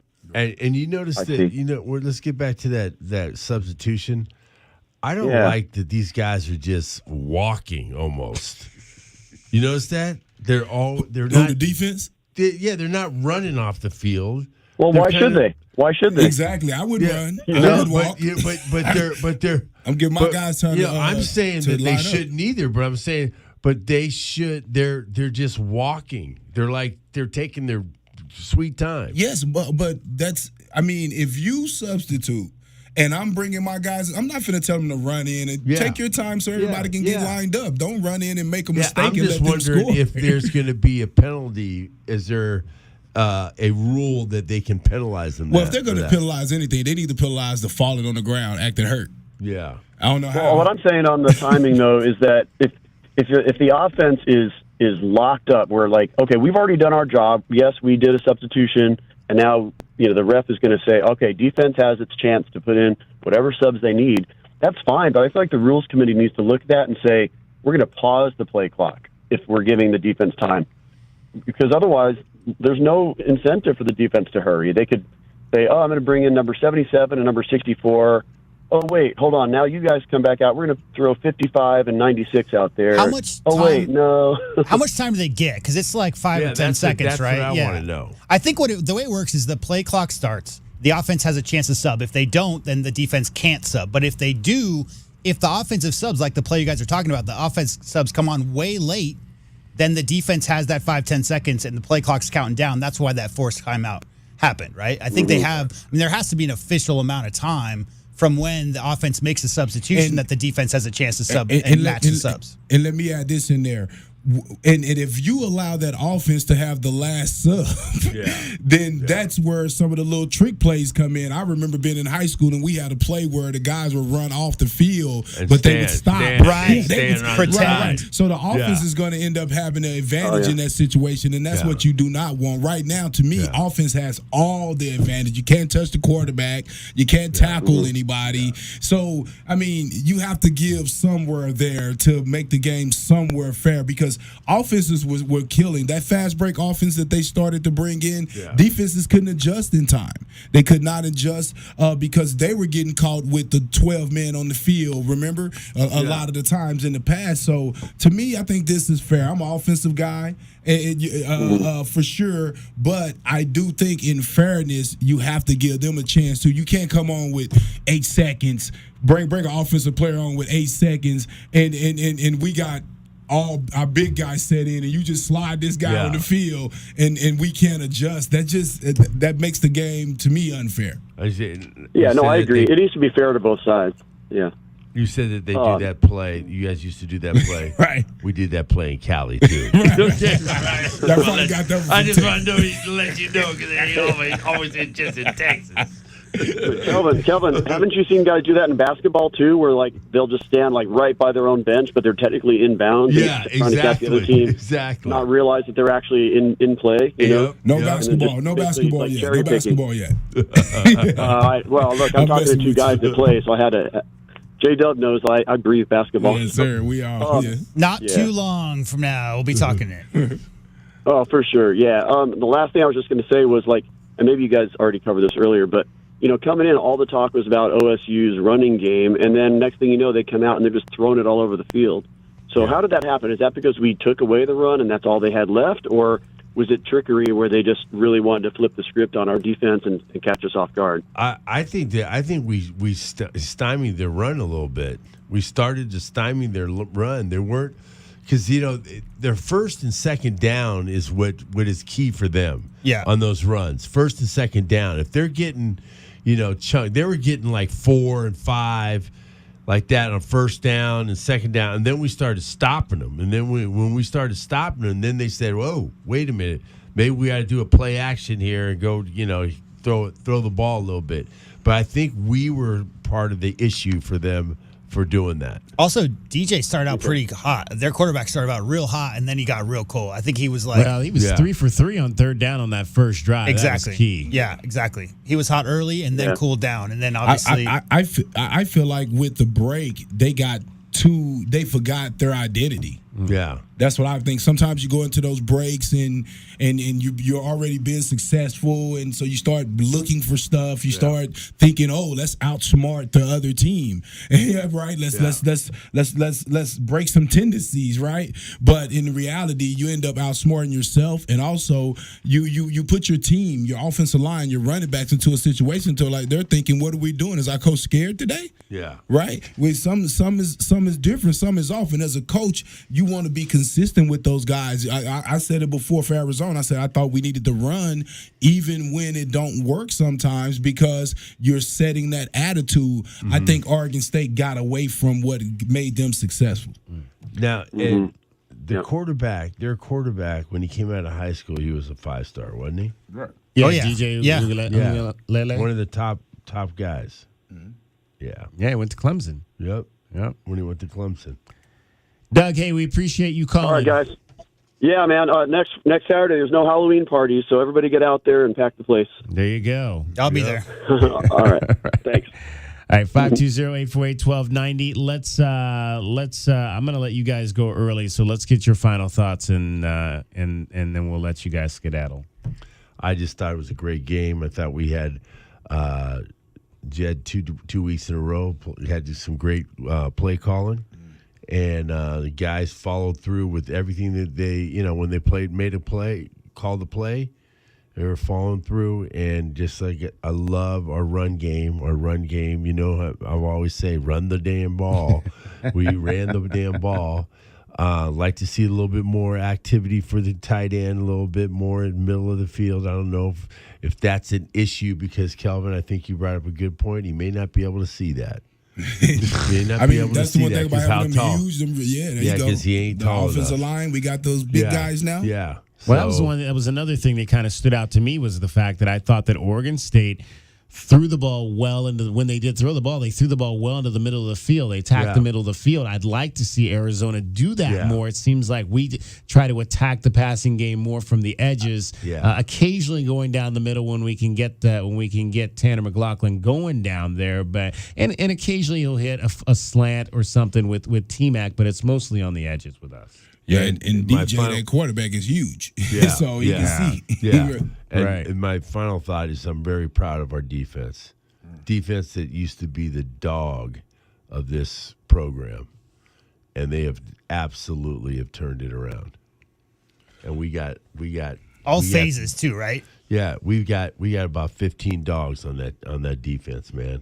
I just mean 15 guys. Like you've been asking about the line, you've been asking about DBs and all that, but everybody across the board, the entire defense, super improved. And Coach Nansen, kudos, man. You're getting it done. And thank you, Dwayne Akina.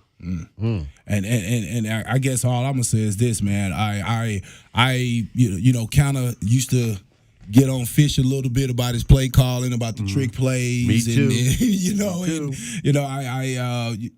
I can appreciate these game plans that he's been coming up with. I can appreciate the guys buying in and executing the game plan with all the different running backs rotating in, injuries on the offensive line, different guys stepping up.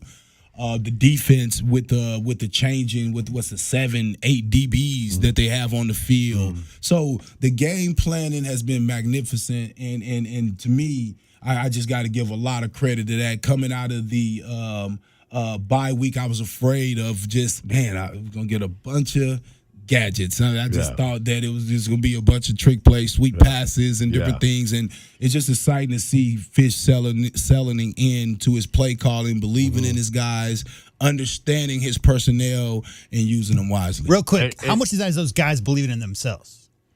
It's a lot of that in there, but I will say, J-Dub, I'm telling you, there's a certain confidence that you got to have in your play calling as well, because you have to depend on so many guys for things to go well in football, unlike basketball, right? Sure. Yeah. So that it starts at the top, as they say, right? Yep. And so when your offensive coordinator is calling plays to the strength of your quarterback and to your team, it just another energy comes up. It looks like these guys are believing more because of that, and you end up believing in yourself and your teammates and your coaching staff. The last 2 weeks seemed to me that the play calling was my guys are better than your guys. And I just want to get the ball. And that hasn't happened in a long time.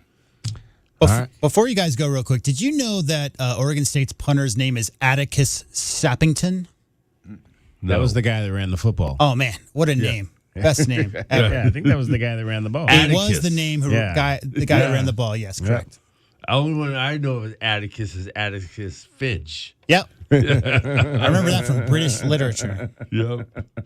He'll someday tell his grandkids that I averaged 9 yards a carry. That's right. College.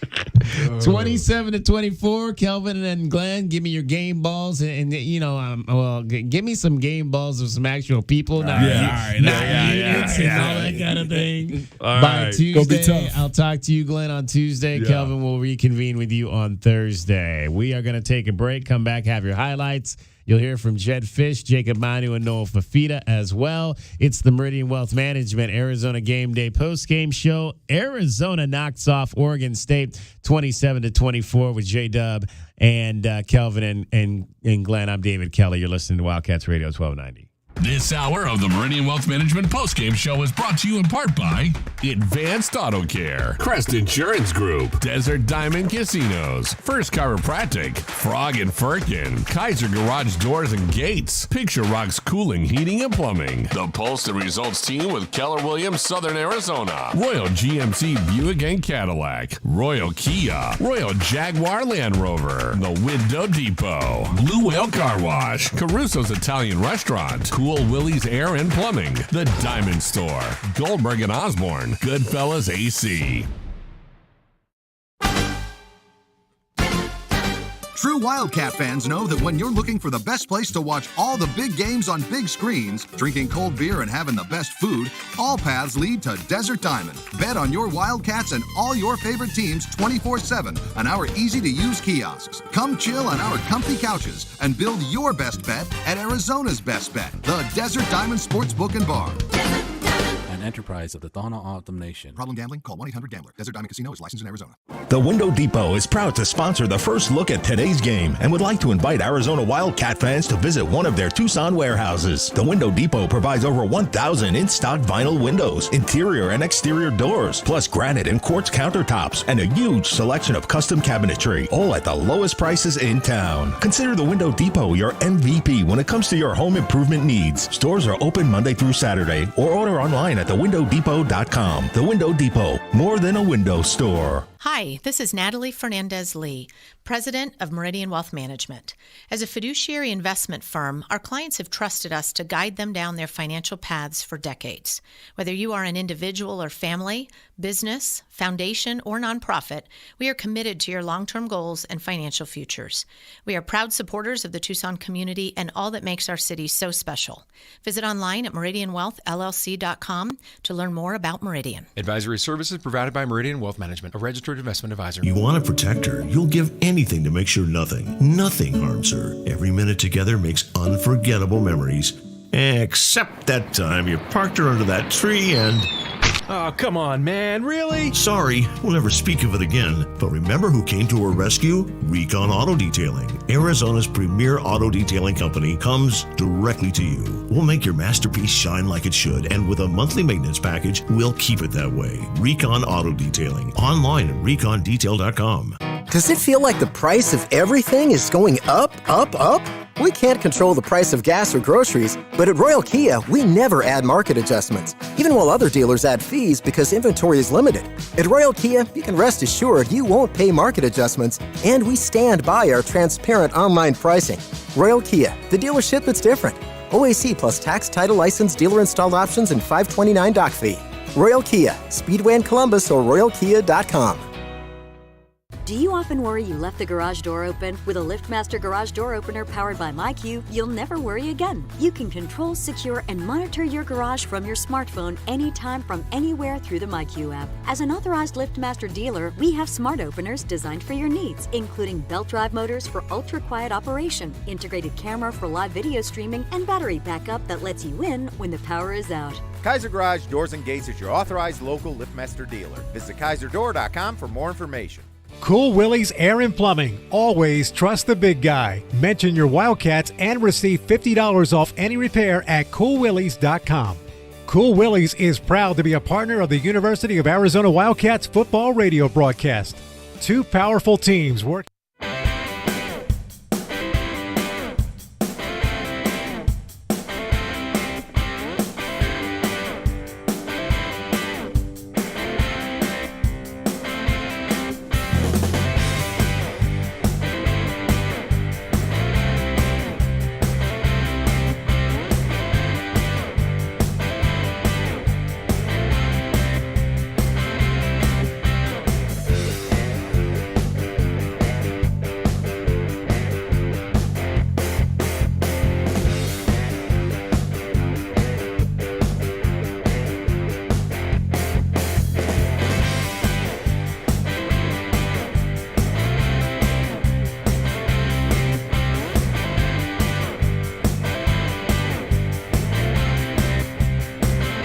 Brought to you by Meridian Wealth Management. Wealth well managed, life well lived. This is the home of the Arizona Wildcats. Wildcats Radio 1290.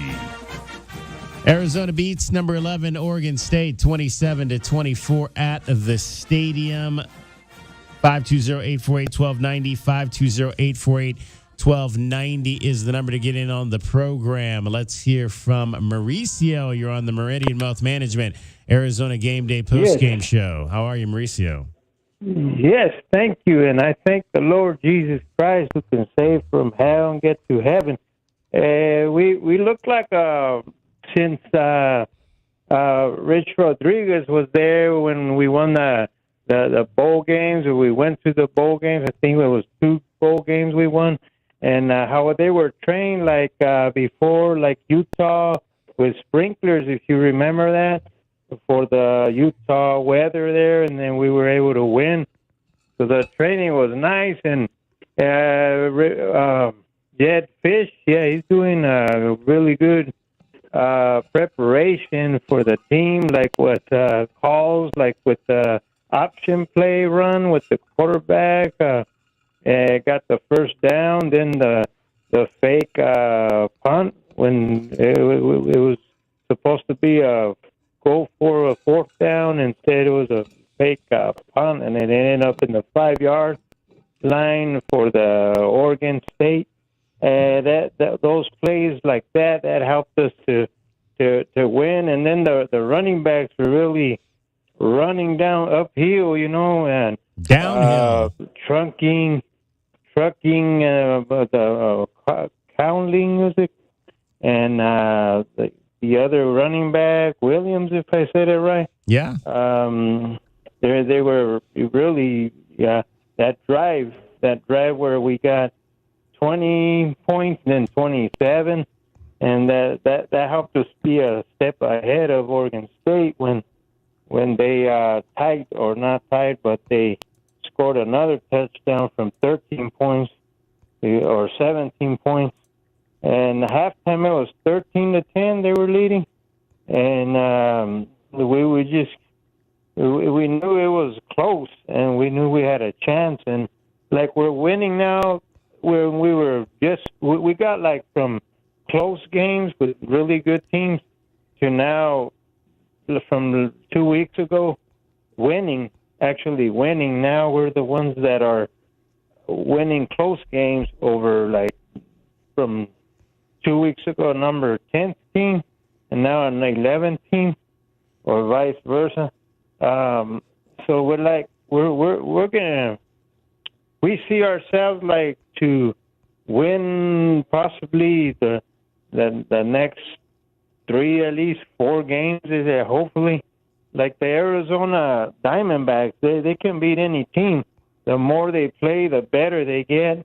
That's how like with the Arizona Wildcats, the more better teams they play, the better they get to be better, and to be one of the best. So, it's a blessing. Hey, Mauricio, you want to hear that drive? DJ for 6, DJ for 5, DJ for 14, Jonah Coleman for 9, Jonah Coleman for 2, Jonah Coleman for no gain. Fafita's first pass, DK, came on the 8th play of that drive. Wow. It's amazing. Only 2 passes and 9 runs. Mauricio, I'm just glad you were awake. A couple of weeks ago we went to and you were sleeping. Yeah, I was late. Yes, sorry about that. And I was like kind of too right now, and I recognized the voice. I said, I'm awake this time. What are you gonna dress up for Halloween this week, Mauricio? I'll just wear a Burger King crown. A Burger King crown. There you go. You'll be the king, the king of the boulevard. Well, it's for the crown of life. When we get to heaven, we'll receive the crown of life. The crown goes to Jesus, King Jesus. Yeah, it's awesome, man. All right. Well, hey, Mauricio, appreciate you checking in. We'll talk to you next week. Thank you very much. Be blessed more in Jesus. Love you. All right. Thanks, Mauricio, checking in as always. All right, let's give you the highlights on this game tonight. It started well for Oregon State, as it seems to for a lot of teams. The Wildcats generally seem to take a drive or two to figure things out defensively. Oregon State went down 12 plays, 75 yards to take an early 7-0 lead. Youngulule out of the shotgun, back to throw. Has some time, fires for the end zone. It's caught, touchdown Oregon State. Another tight end, and he was open. Yeah. And that's what DJ will do for you. 7-0 Beavers. Arizona. Ooh, can't make that mistake. Arizona would go down 14 plays, 41 yards, but their drive would stall at the Oregon State 34-yard line. Normally, this would be a position where Jed Fish might go for it, but he decided to send his kicker, Tyler Loop, out there early for a 51-yard field goal. So Loop trying, we'll see if they call us a 50 or 51 officially. Right hash mark, ball down, kick is up. He's got a strong enough leg, and it's got enough distance, and it is good. That's the longest he ever attempted, right? Because they used to sub him out. Yeah. The long ones. Yeah. 51 yards for Tyler Loop. 7-3 was the score at that point. Defense, as they did last time at Washington State, got going on the second possession. It was DJ Ugalele coming up big. Ugalele with the snap, and he's sacked. Taylor. Oh, my goodness. There's Upshaw back on the field and paying dividends with the sack. DJ Ugalele, Tyler Upshaw getting the sack there. That snuffed out that drive. Arizona would get the ball back. They would get it, though, at their 6-yard line, but they would be able to get a drive going there. And actually was the first play of that drive that kind of set the stage for what was to happen next. And Fafita will take the snap at the 1, steps back into the end zone, rolls to the right, has some room, sets up. Going to go deep downfield, got a man open, and it's caught out at the 45. First down, Arizona. And what a run out there. And here's one of the new guys for the Wildcats, Malachi Riley, the true freshman out of Corona, California, made his first catch in Pullman. His second one gets the Wildcats all the way out to their own 46. First time we've really seen Noah Fafita go deep. 40 yards on that pass play to Malachi Riley. It would be a 7-play, 94-yard drive that would result in pay dirt. Fafita empty set, shotgun snap. Takes it, back to throw, rolls to the right, gets away from some trouble, fires on the run, back of the end zone, caught, McMillan, touchdown Arizona. He finds T-Mac on a deep crosser in the back of the end zone, comes wide open. Noah extended the play with his legs, but he throws a beautiful pass. Touchdown Arizona. 10-7 Wildcats at that point. Oregon State would get the ball back, a 9-play, 61-yard drive. They would line up for a short field goal. Lines it up. Josh Green is the holder. Dylan Black, the long snapper. Ball down. Kick is up. Plenty of distance, and it's good. 10-10 at that point. Noah Fafita would make his really only mistake of the ball game on the Wildcats' next possession. Noah back to throw. Deep drop. Plenty of time over the middle, and it's knocked away and intercepted. Picked off by Oregon State. They'll get the ball. Great field position. That was John McCartan that stepped right in front of Cowie. Oregon State got the ball with 1:47 to go at the Arizona 48. They would drive down to the 16. Looked like they were going to kick a field goal to try to tie this, or take the lead, I should say, but no. So here is Atticus Sappington looking for his second field goal of the night. Again, 34-yard attempt. Just inside, well, really on the left hash mark. Right-footed kicker again, tough angle. He's 9 for 10 so far this season in field goals. Ball down, and now it is a fake. Sappington's going to run it. He's to the 10 and doesn't make it in, and that is the end of the half. So Jed Fish may have suspected something, and the Beavers tried to get cute, and it cost him 3 points. Yep, that was pretty stupid in my opinion, because you could go in a half with a lead, and you give the ball to your slow kicker, and of course he doesn't get the first down. Wow. Lamont Lovett will join us on DK on the Sports Tip on Monday. We'll have to ask him about that. Arizona won the toss at the beginning of the ballgame, deferred, so they would get the ball to start the second half. It would be a 9-play, 67-yard drive. Tyler Loop once again. This will be a 25-yard attempt, right hash, looking to give the Wildcats the lead.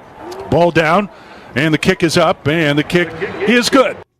2 big pass plays on that drive by Noah Fafita. Hit Kevin Green for 26 yards. Kevin Green getting into the ball game and making a play. Also had a 25-yard strike to Tetron McMillan. So it was 13-10 Arizona at that point in the game. Oregon State would fail on their next drive. Wildcats would have to punt on their following drive, and then it would be Oregon State getting the ball back late into the third quarter.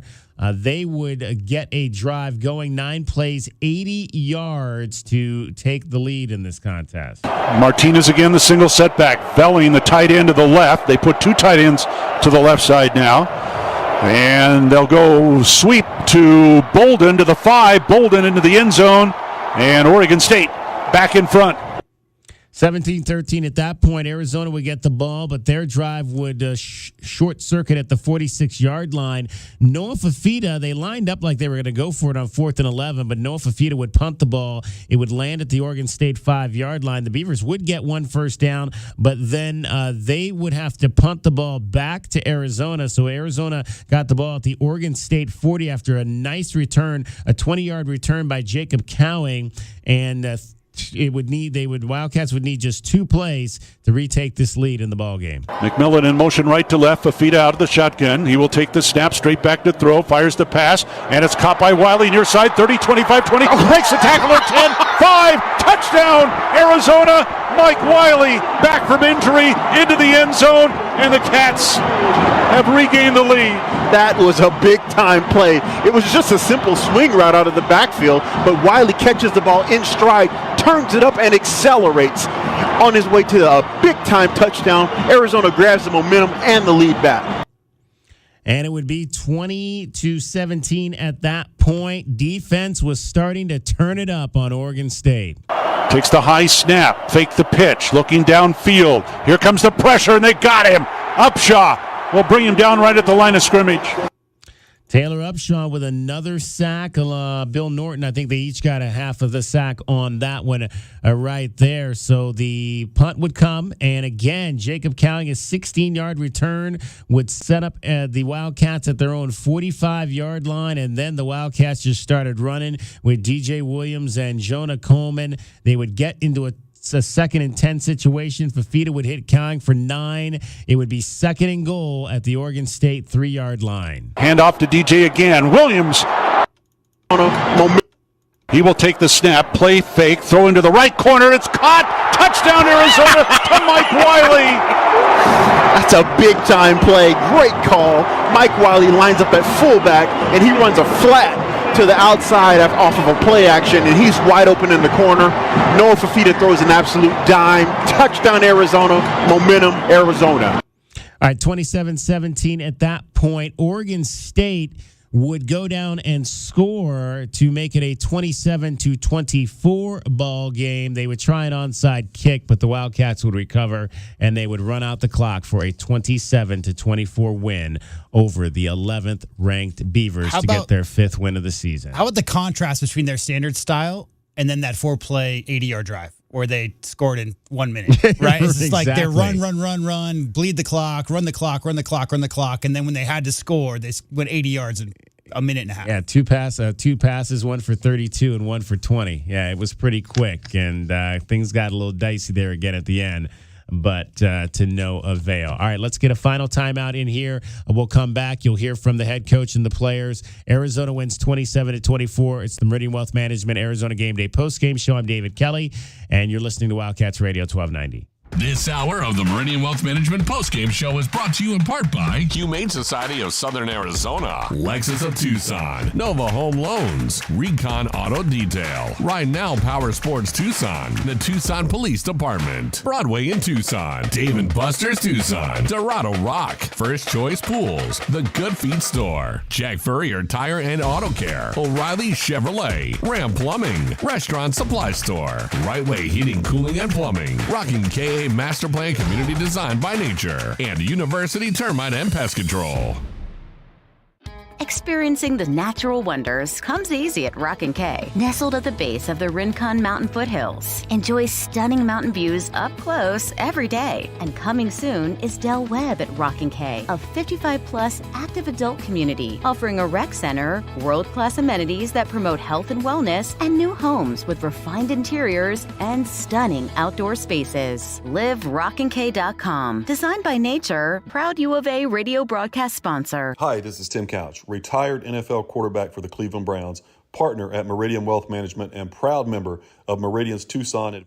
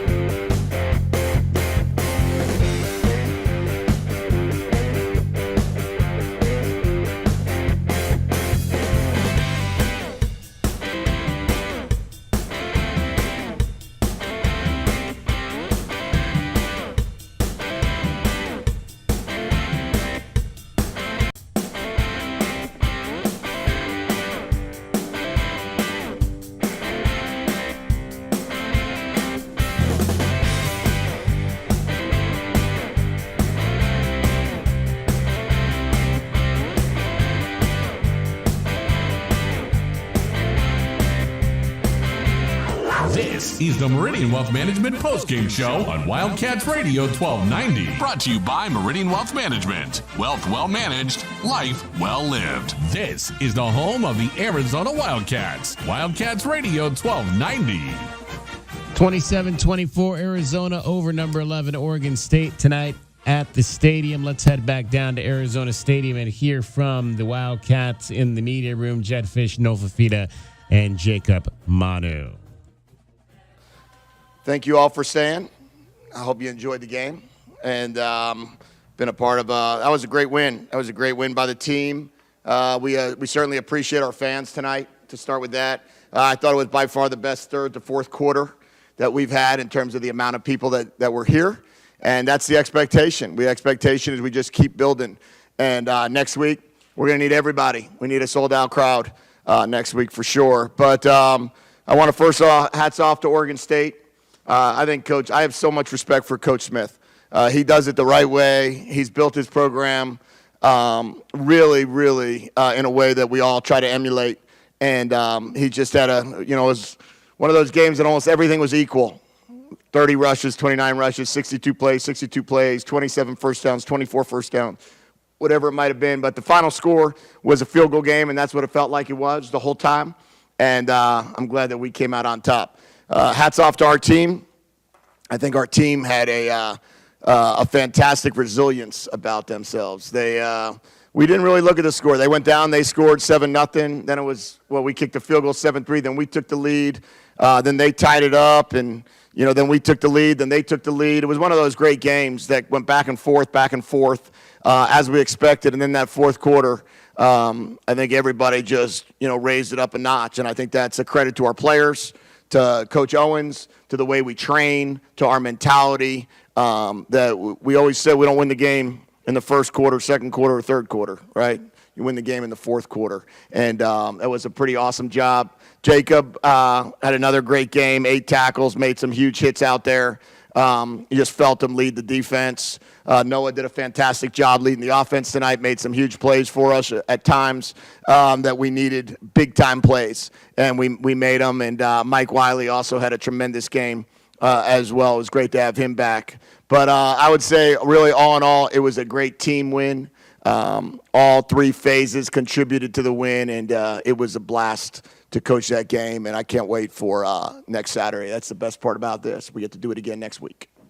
We'll start with Damien and his son in the front, and then Justin. What were you thinking when the clock hit 0?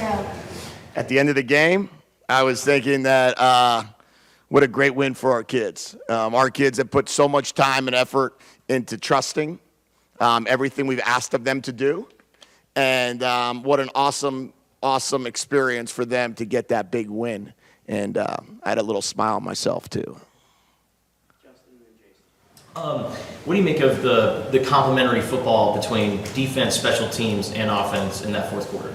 It's what we strive to be. We strive to be a full team. We don't want to be just a team that goes out there and focuses on one side of the ball or the other. We're a team. I believe that's how you win games.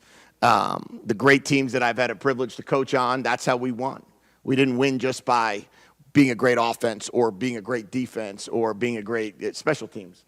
You really win championships when all 3 phases work together, and I thought that fourth quarter, it kind of all clicked together with the way we were able to run the ball, stop the run, put them in 3rd and longs, get off the field on defense, and then obviously finish the game off on offense.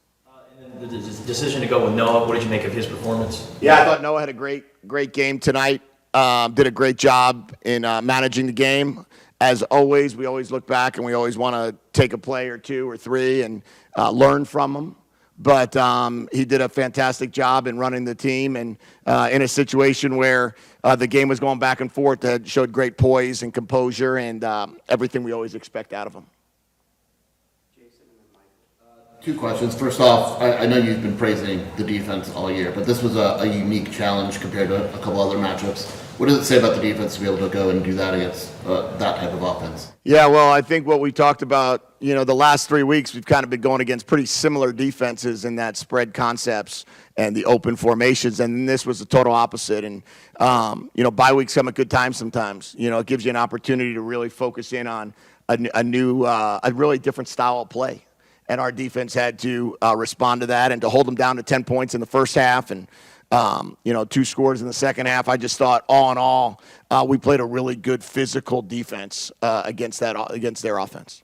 And then you win by 3, and Oregon State calls that fake field goal at the end of the half and didn't catch you guys off guard at all. Just what did you make of that play to end the first half? Yeah, I think everybody, I don't really ever look at other people's calls because everybody has their reasoning and their why.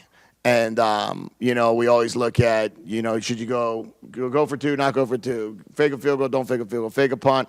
If Noah's punt didn't work out, they would have questioned me for having Noah punt instead of Kyle, right? But instead, Noah punts it down there, and we're on the 5-yard line, and they're backed up, and we wind up getting a punt return to win the game, right? So I don't ever question anybody else's decisions. I know that's a really smart team over there and a smart coaching staff, and I'm sure they felt really good about that call. Something like that earlier? Yeah, and we took a timeout there at the end. One for each of the players. For Jacob, the second game in a row, the opposition scored pretty easily on the first drive of the game, and then you guys made some adjustments and made it a lot harder for them for the most part. What was the discussion like after that first drive, and what changes did you guys make with that? We were just telling them keep playing and just trust the process. Trust what Coach Nash is saying. We need to start faster, as we know. But, we just be resilient throughout the whole game. And for Noah, what is the impact that Michael Wiley has?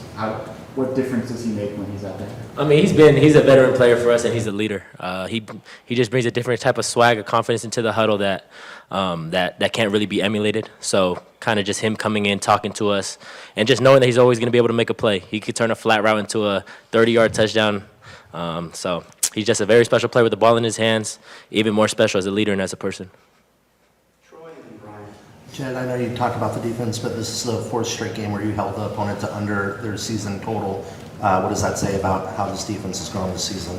Well, I mean, I think we watch it every week. We watch how our defense, comes up with big stops at the right time. And red zone defense has been a huge priority for us in keeping these guys out of the end zone and making a big stop, keeping them at 75%. This was a team that scored every single time they were in the red zone up until this game. This is the first time that they didn't score in the red zone. We were 3 for 4. They were 3 for 4 this week, and that one stop is the game.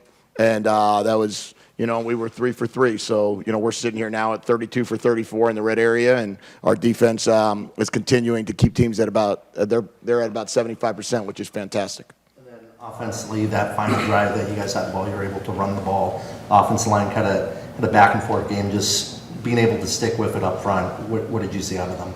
Yeah, really, I felt like we were able to run the ball that whole second half. We got that one holding penalty that we would have been at 1st and 10 on the +30 after 2 huge runs. It would have been a 15-yard run and a 22-yard run.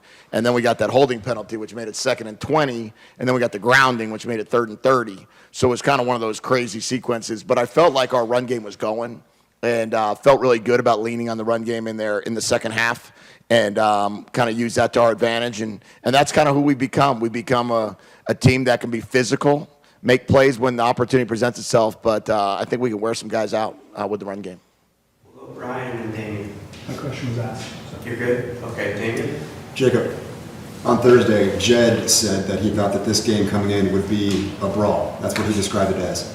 For you, how accurate of a description was it tonight? I mean, it's pretty accurate. I got to give a shout-out to Oregon State and their offense. I mean, we knew it was going to be a physical game. So, just coming into the game, we know we had a physical them. Justin and Mike. For Noah, what has the last few weeks been like for you as QB1 and kind of taking over the offense? It's definitely been a blessing. I don't take that lightly. Being able to be in this role, a leadership role, a quarterback role, and just having people trust me. The last 3 weeks has been great. I think the trust part is probably the best part about it. Play calling hasn't changed. Confidence and belief in my teammates hasn't wavered, and that's what you go for. The wins are great, but being able to win the locker room and being able to have a relationship with those guys, that's the best part. Michael and Brian. I have a handful for Coach Fish. The interception, what happened on that play? Was it a miscommunication or a misread of the zone versus man? No, it was on our interception that we threw. Yeah, I think what happened was we just kind of they dropped the guy underneath the return route, and we should have kicked it out to Kevin Green, and we kind of got caught up a little bit. They dropped a guy underneath. We had a guy over on the other side of it, and we don't want to throw that ball over the middle. On the onside kick, what should your guys have tried to jump on it before it went 10 yards, or how did you see that play? Yeah, that was a weird one. That was that we probably need to be more aggressive on that kick. That kick was kind of looking like it wasn't going to go 10 yards, and then it went 10 yards, and then it went 13 yards, and then it became like one of those scary plays right in front of your face, which was right in front of mine at the time.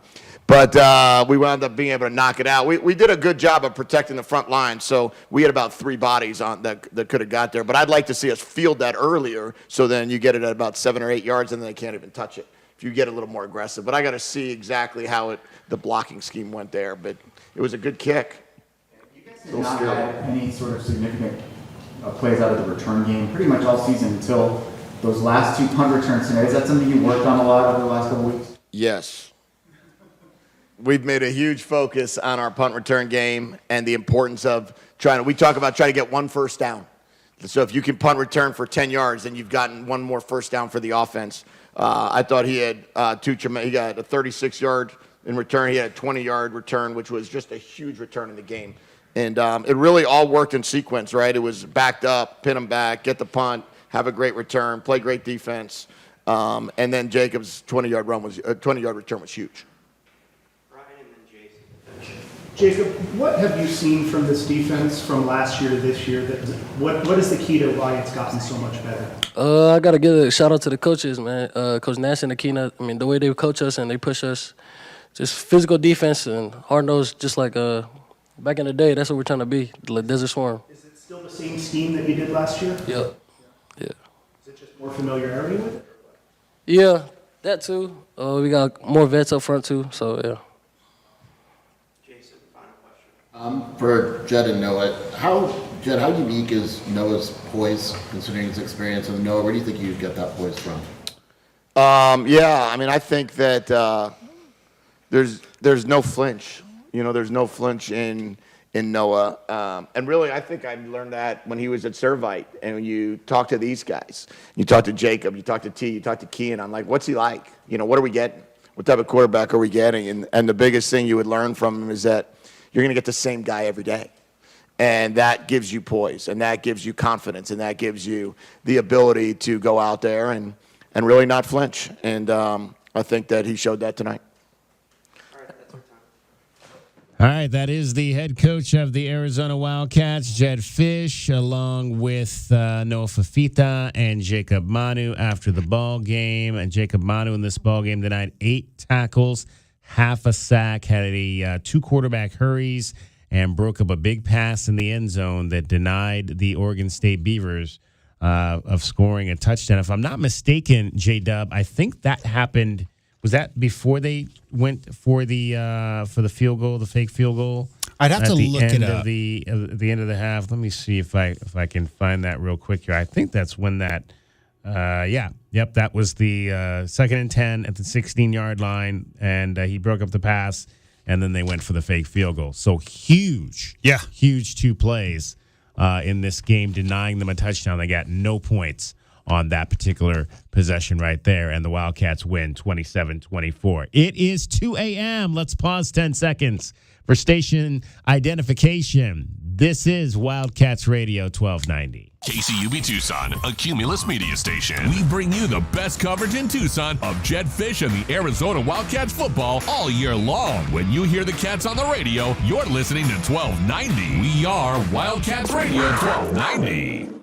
All right, it is the Meridian Wealth Management Arizona Game Day post-game show. We're getting to the end of things here tonight. We wanted to give you the scoreboard and and let you know what happened around the rest of the Pac-12 conference today. Stanford gave Washington a pretty good ball game tonight in Palo Alto, but the Huskies prevail 42-33, so they remain unbeaten. The number 5 team in the country. They are 5-0 in the Pac-12. Battle of ranked teams today. Oregon goes on the road, number 8 Oregon, and beats number 13 Utah 35-6 in that ball game right there. It was Colorado on the road losing at number 23 UCLA 28-26. So the Bruins will come in here next Saturday 6-2, 3-2 in conference play. They are now bowl eligible. Washington State falls on the road at Arizona State. The Sun Devils get their first win of the conference season, and they win it by a score of 38-27 over the Cougars, who are just stumbling now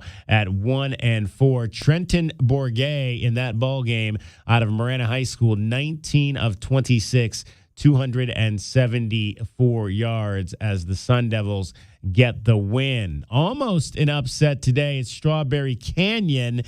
California had a lead on USC, but the Trojans came back, took the lead 50-43. California would score late to make it a 50-49 game, and at 3-4 and 1-3 in the conference, they decided not to tie and go to overtime. They decided to go for the win. Mendoza looks right, looks left, being rushed, throws back in the end zone, knocked away by Jalen Smith.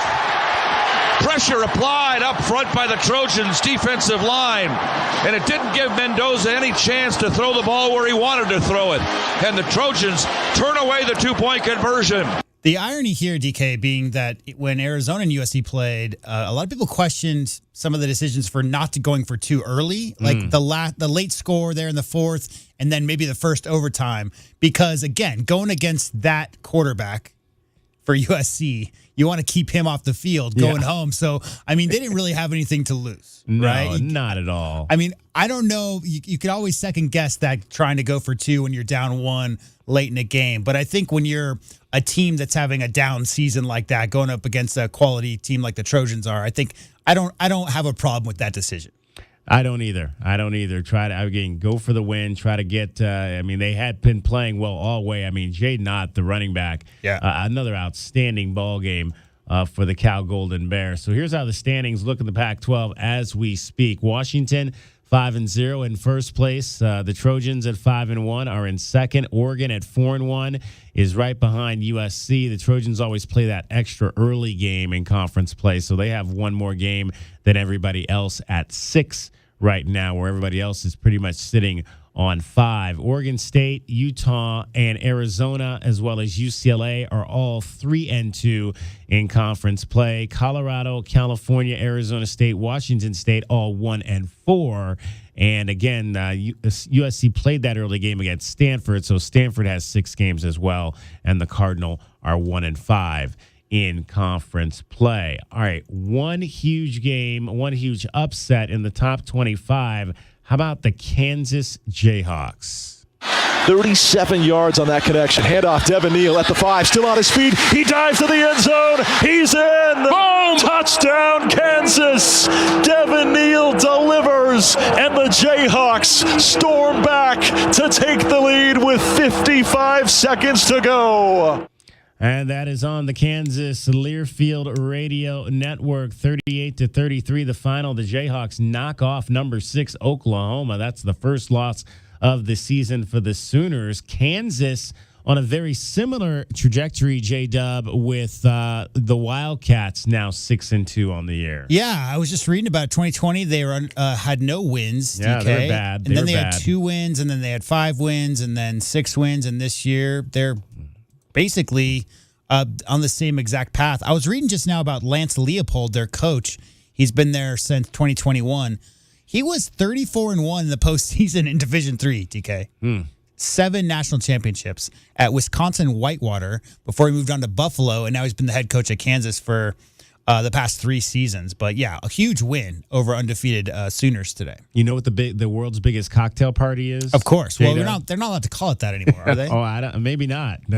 I heard because we don't want to promote lots of drinking. Well, right? I was telling Paige this. I said, with this game, because it popped on, and I stopped home, and she said no, and I said, well, the world's largest outdoor cocktail party, but I said, but they don't call it that anymore. And sure enough, on the broadcast, they made a reference to cocktails, but they would stop short of saying that actual phrase. I believe they've been told, I think it's like that whole candy cigarettes thing. I think for some reason, the same reason candy cigarettes went out. I think it's the whole thing where they're just trying. I don't know the full reasoning, but I know they don't call it that anymore. Okay.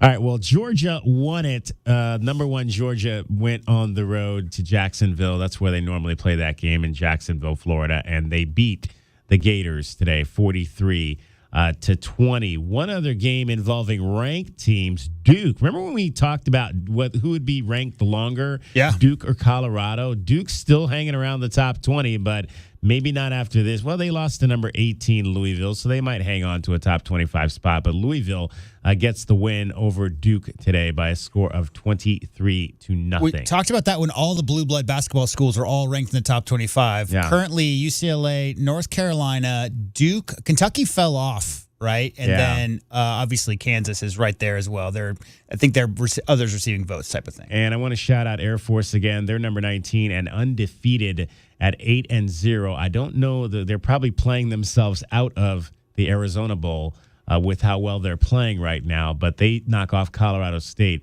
30-13. We'll have to get into that next week, the teams that might be lining up for a shot of coming here to Tucson for the Arizona Bowl. All right, that's college football. World Series tonight. The Diamondbacks win by a score of 9-1 over the Texas Rangers. I think we have the final out. Just give me 1 second. For that, the Diamondbacks, they rolled at the end. They led 2-1 going into the 7th. This was a tight ball game, but the Diamondbacks scored 2 in the 7th, 3 in the 8th, 2 in the 9th, and locked it up.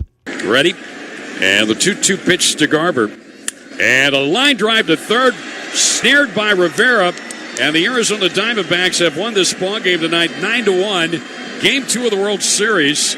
So they split 2 here in Texas and go home to Chase Field, where they will play the next 3 ball games, games 3, 4, and 5, against the Rangers beginning on Monday night. Yeah, your cousin was pretty good tonight. Merrill Kelly, cousin Merrill, 7 innings, allowed just 1 run on 3 hits, did not walk a batter. Wow. And struck out 9. He has been fabulous the last 2 times out. Game 7 of the NLCS against the Phillies. Game 2 of the World Series.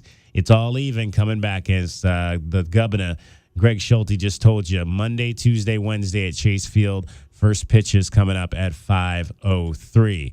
One game we'll tell you about in the NBA tonight. The Suns knock off the Jazz 126-104. So they are now 2-1. Kevin Durant, 26 points, 7 assists. Lauri Markkanen scored 19 points, the Arizona Wildcat, for the Utah KD Jazz. only played 28 minutes because they blew him out. KD didn't even play the 4th, that whole thing. Nice. Plus 30.